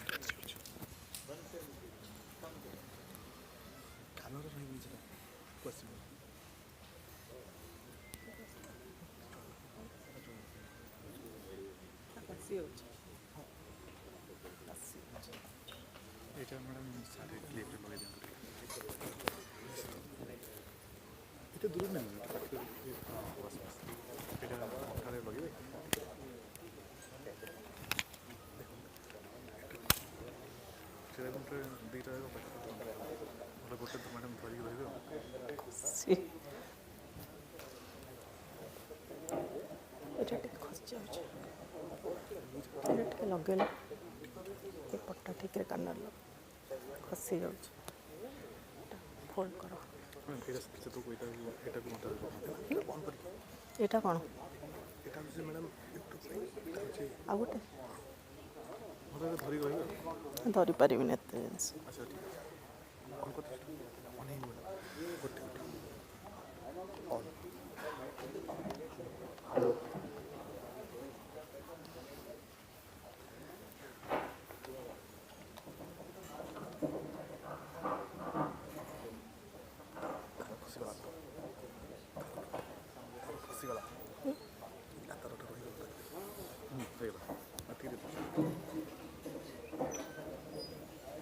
ଏଇଟା ଖସିଯିବ ଏଇଟା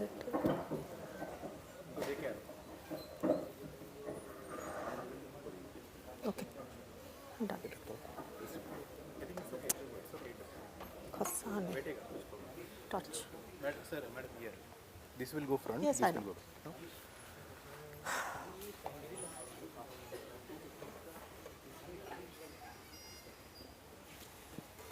Yes.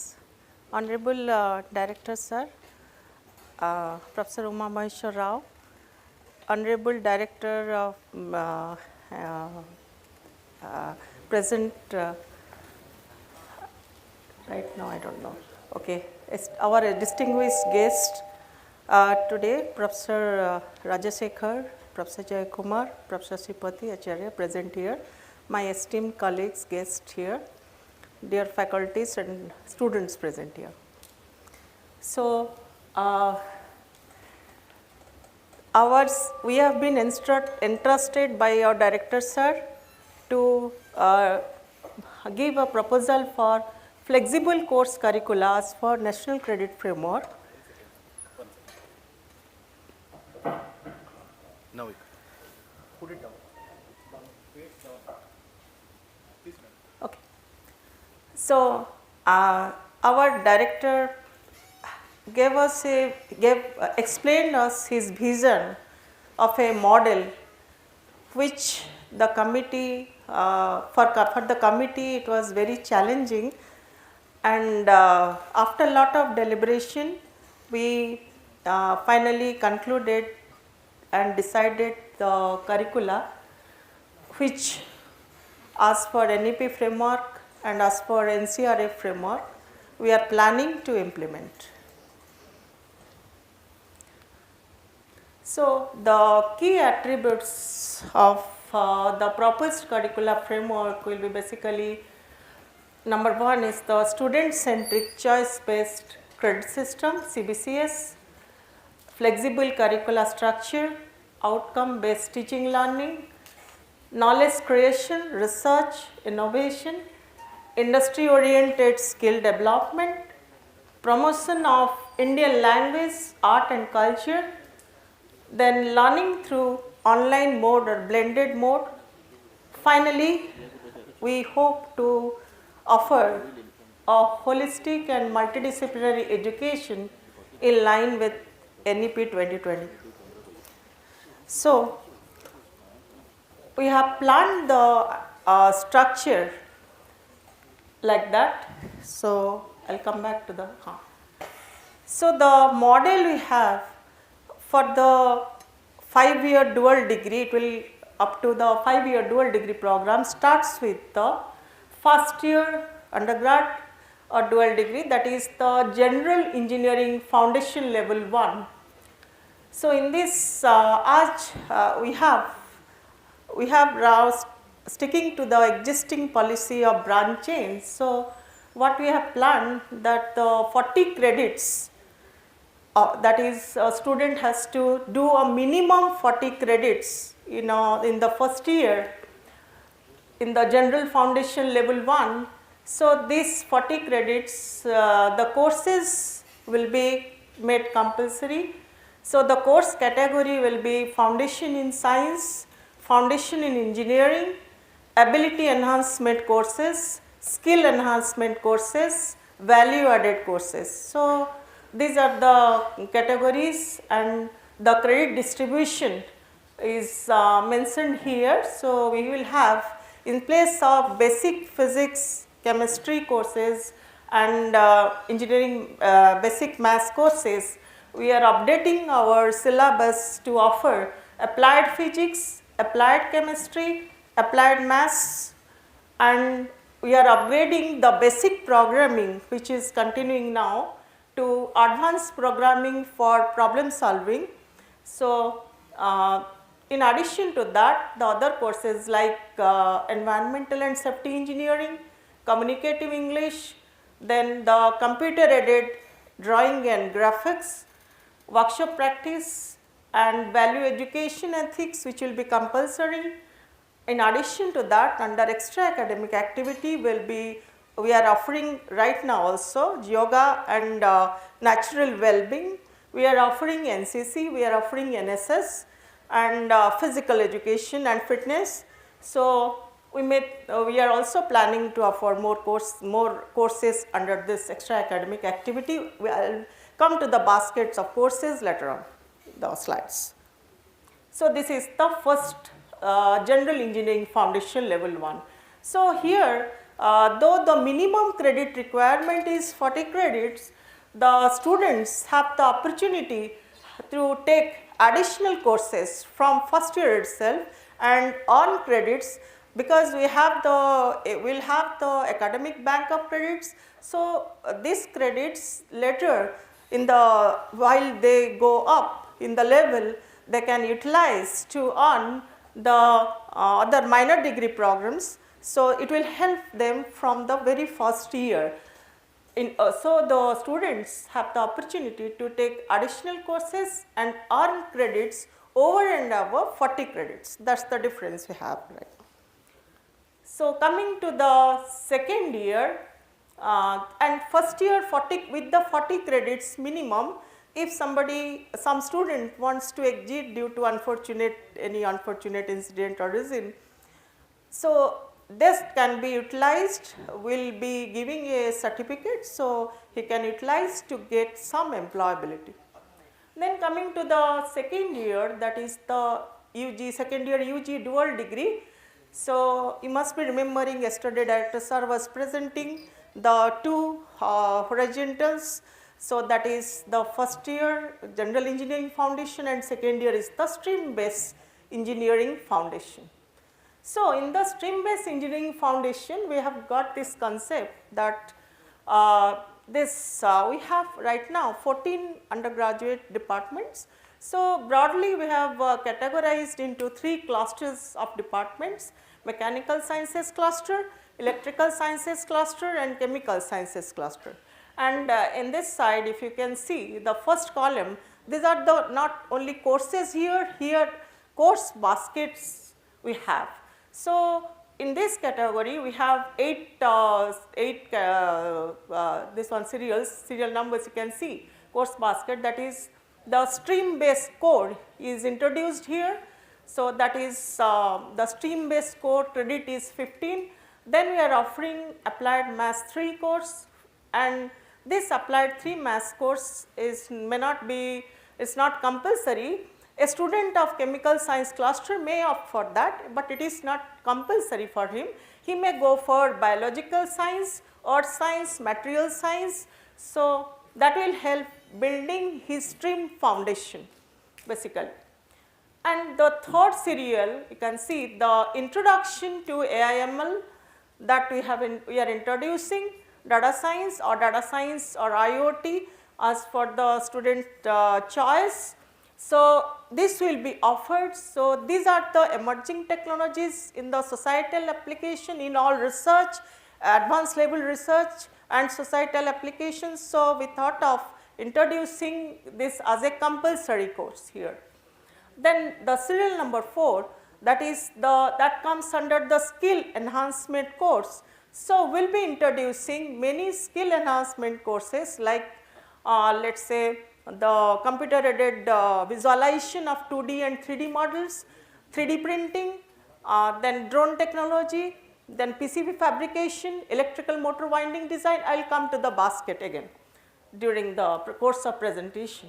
So, this technology in society is introduced here, that the skill development here is introduced here purposefully because we will be giving a diploma certificate at the end of second year if a student is leaving the institute. So, again a student can get some employability utilizing the so to make him employable with that diploma certificate, we thought of giving the skill, required skill in his domain.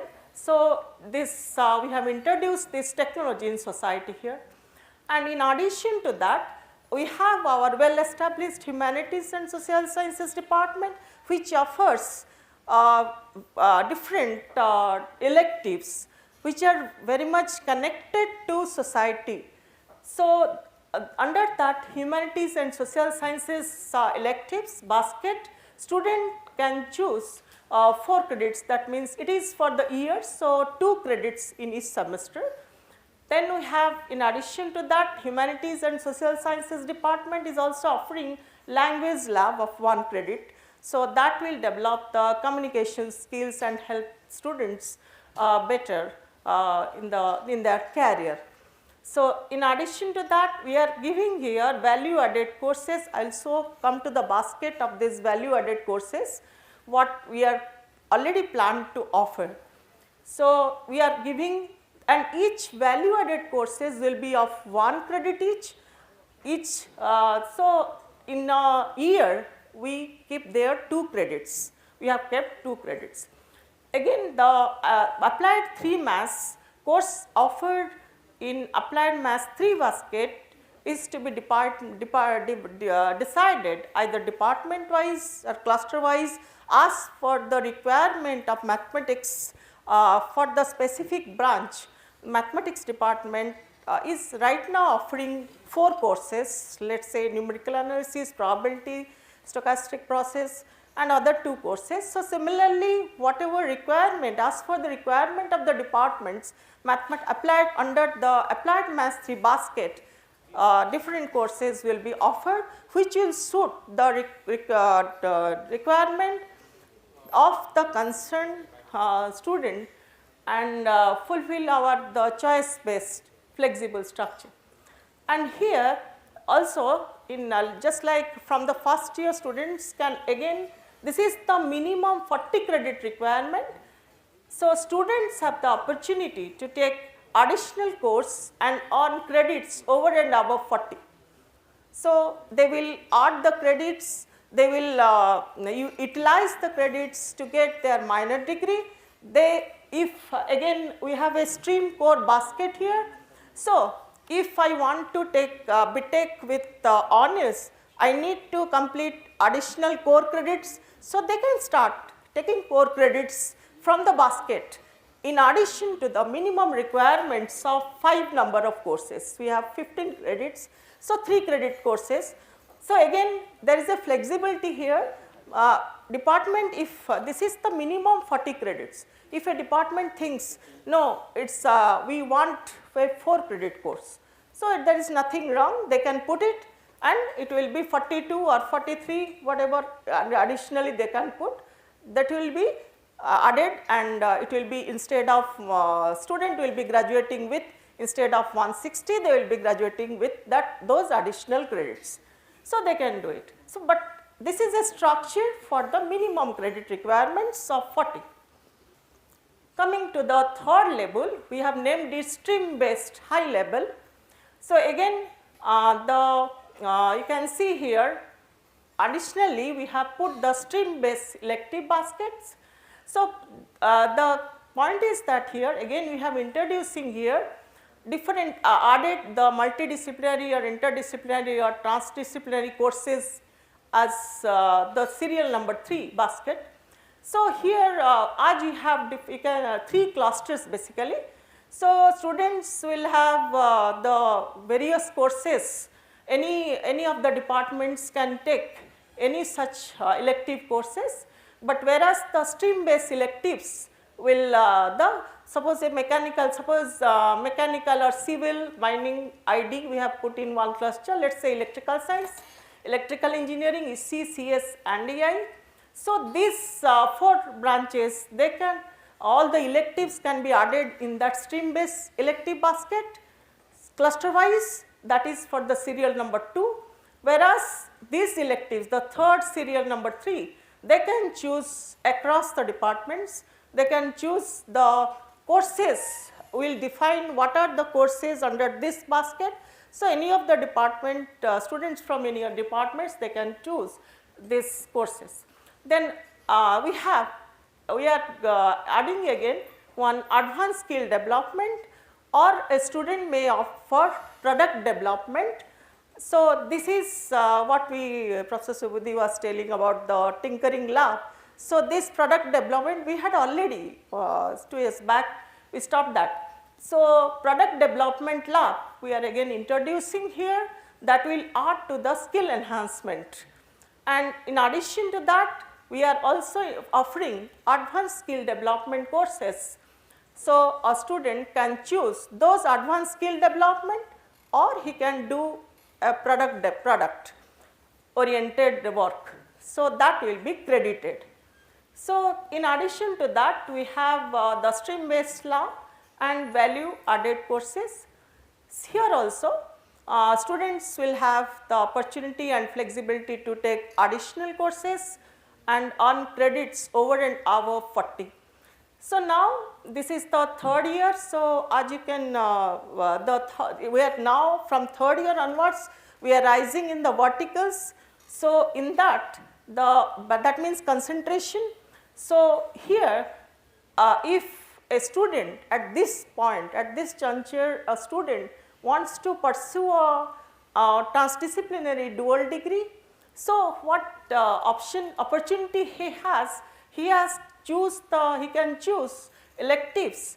If he or she intends to pursue 5th year, that will on him or her and enter a transdisciplinary dual degree. So, these 6 credits he may choose from that concern.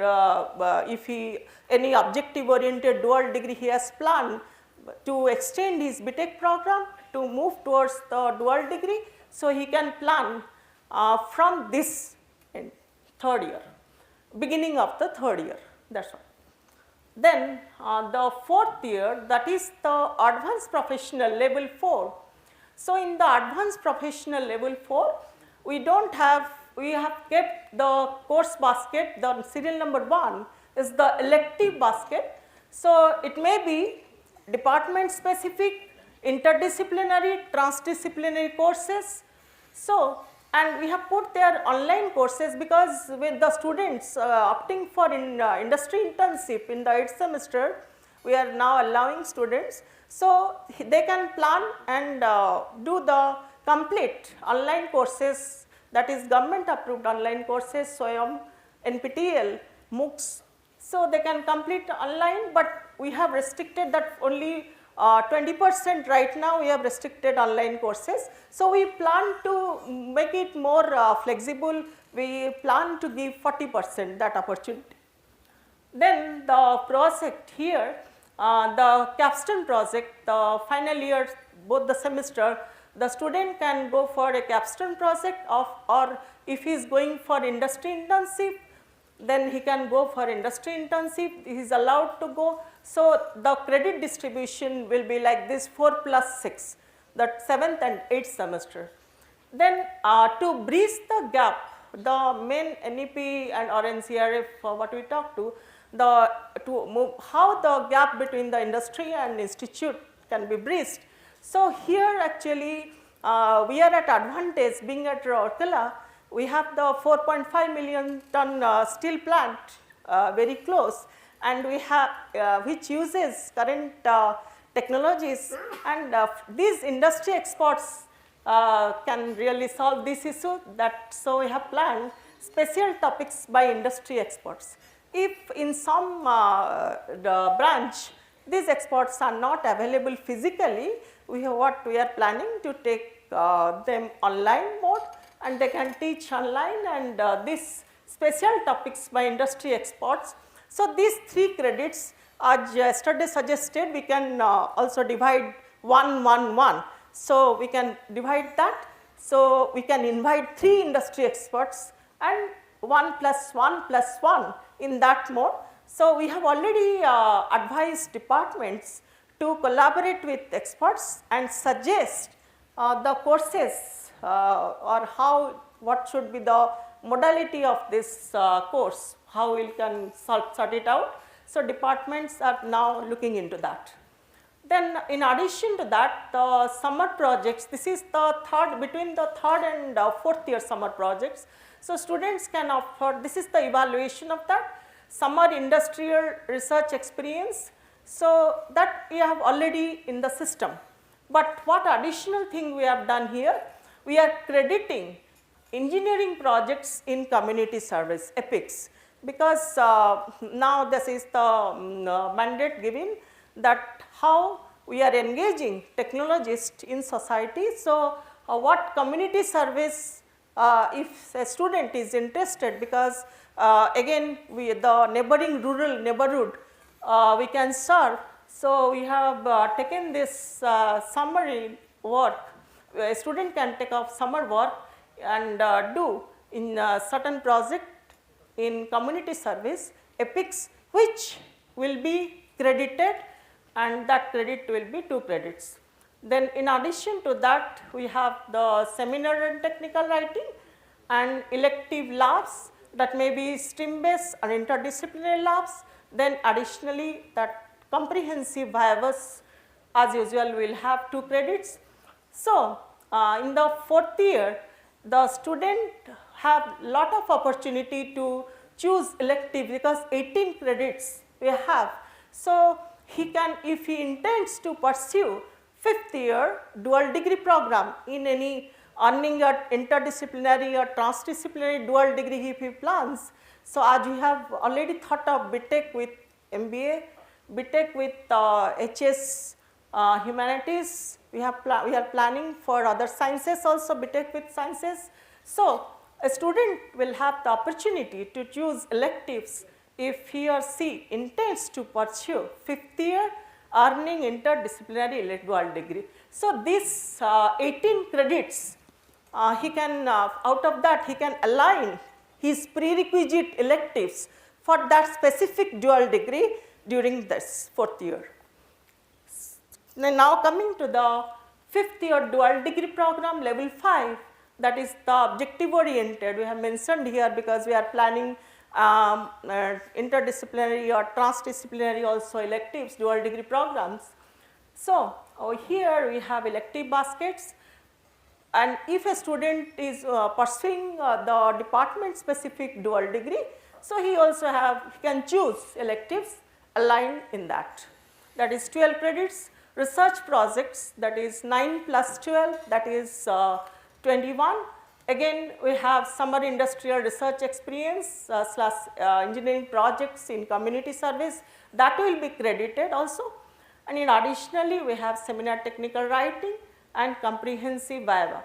So, altogether if we add up the credits, 40 credits, that is the minimum requirement, 40 credits in each year. So, students get the opportunity to earn this inter or transdisciplinary dual degree with higher credits over and above 200. That 200 will be the minimum requirements. So, these are the credit distribution. Now, also what are the value added courses we have planned?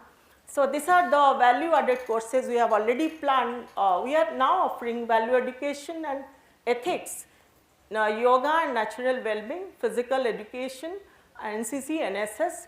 In additionally, we are going to offer in courses on Indian knowledge system, creative arts, dance, music, Indian culture and heritage courses on that, science of consciousness in ancient India, social movement in India, science, technology and society, personality development, genders, diversity and inclusion, entrepreneurship, professional ethics, IPR, Indian language, where we have faculties in Sanskrit, and we are already offering this course.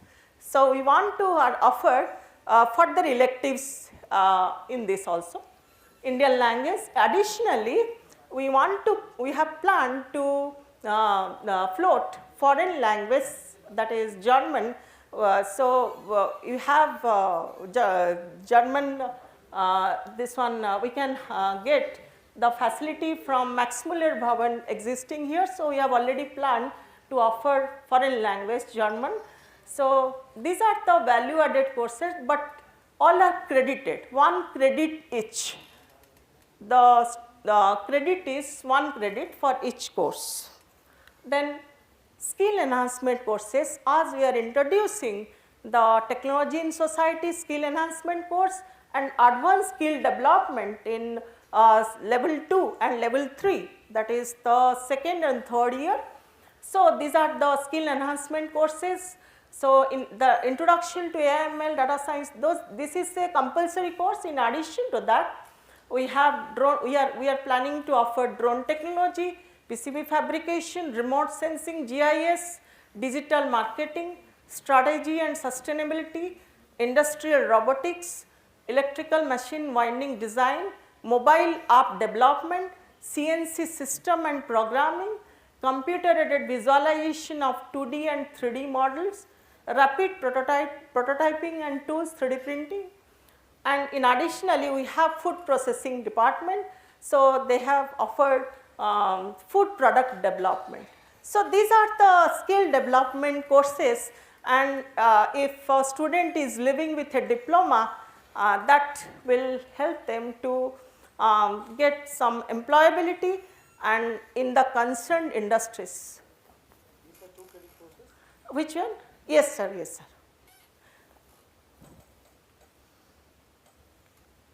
So, this is the credit distribution matrix for undergrad program.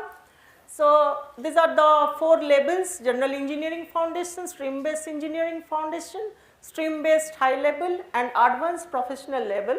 And on the x axis we have the columns, let us say foundation in science, foundation in engineering, value added course, ability enhancement course, skill enhancement course, stream based core lab and stream based elective lab, then multidisciplinary or transdisciplinary labs, electives. Then we have the industry oriented hands-on experience, that industry internship or capstone project. Then we have the others category. So, this 160 credit, I will also coming to the credit distribution of the chart. Let me show the chart. Sorry, I will show the chart. This is the composition. As for that credit distribution, this is the composition of UG curriculum. So, this foundation in science 13%, foundation in engineering 11%, stream based courses 37%. So, if you add foundation in engineering and stream based courses, it goes to 48%.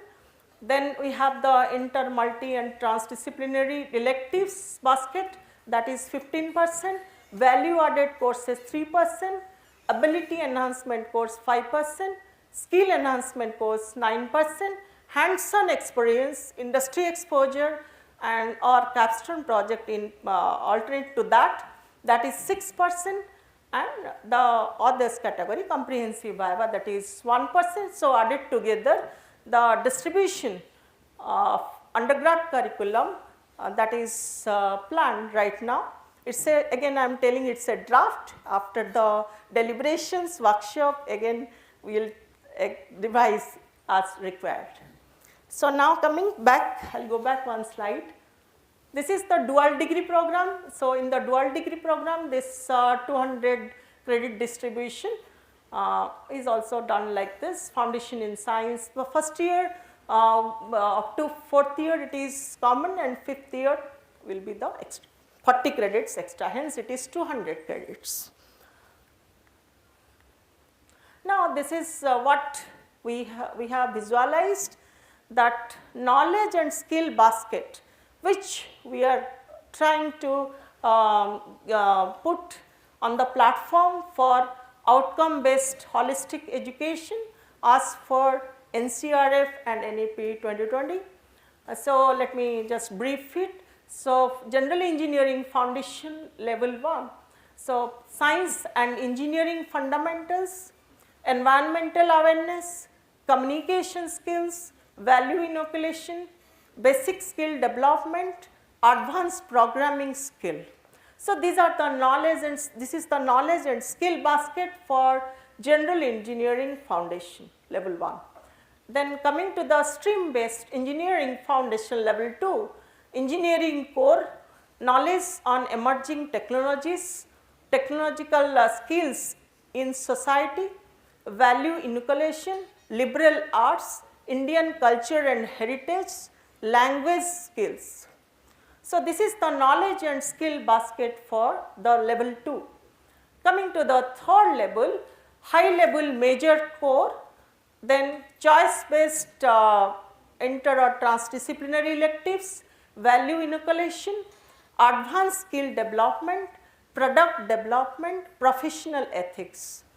Then in the advanced professional level, fourth level, we have the choice based electives, transdisciplinary and interdisciplinary electives option, then complex engineering problem solving, technologies in industry, state of art technologies in industry currently in use, hands-on experience in industry, interdisciplinary research opportunity, community engagement, leadership and management through the that will be inoculated through various electives offered by management and humanities department.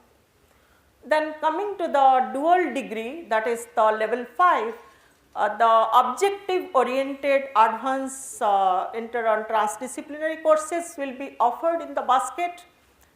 Then digital learning we are encouraging, that is in those who are planning to take up industry internship, they can do some equivalent courses, but that has to be again passed through a department academic committee and finally through Senate before that.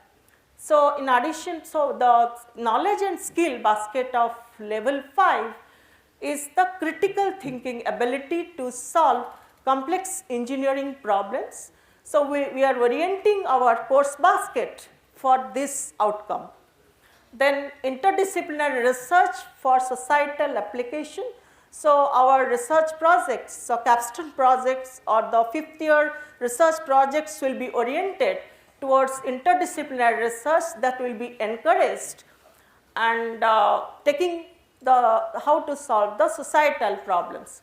And this knowledge, with this knowledge and skill basket, we hope we can offer a good platform for outcome based holistic education as for the NCrF in line with NEP 2020. Now these are the integrated MSc course framework. Course structure of first and second semester is same as undergrad first and second semester, and other semesters are continue like this. So now coming to the impact analysis. So as for the when NEP was released in August 2020, the motto was educate, encourage and enlighten. So NIT Rourkela, one of the premier institute and national institute of national importance, we hope that the students who are entering the in a very raw stage, the very many questions in mind, they have not planned yet their career.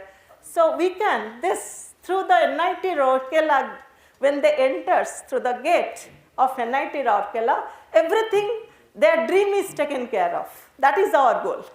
We want to educate, encourage and enlighten, fulfilling the motto of NEP 2020. So, and when they come out of at the end of their graduation or being graduates, sky will be the limit for them.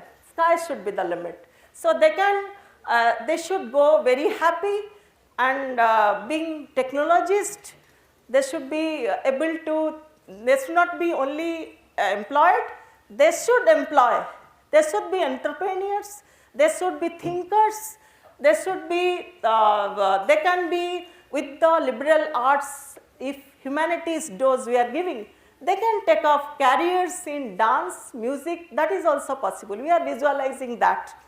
In addition to that, they can always, the dream is MIT, they can dream of entering MIT, they can be technologists, they can be industrialists, they can be entrepreneurs, they can be researchers, they can be good working in, they may be working in IT and corporate sectors, they may be working in food process industries, who knows which will fire them, what the education will be imparting, which later stage, what the student will take off as a career, that will be an option for him. So, we want to we have challenged us to design this curriculum, and the main person who behind this challenge is our esteemed director, Professor K. Umamaheshwar Rao.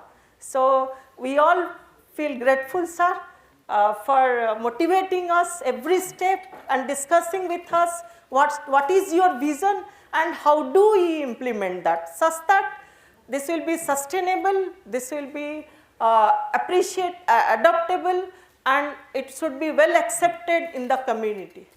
So, that is the way we have planned.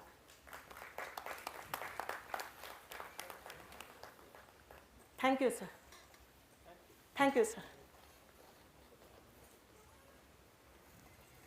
I have a question. Okay. I guess I will be audible. Sir.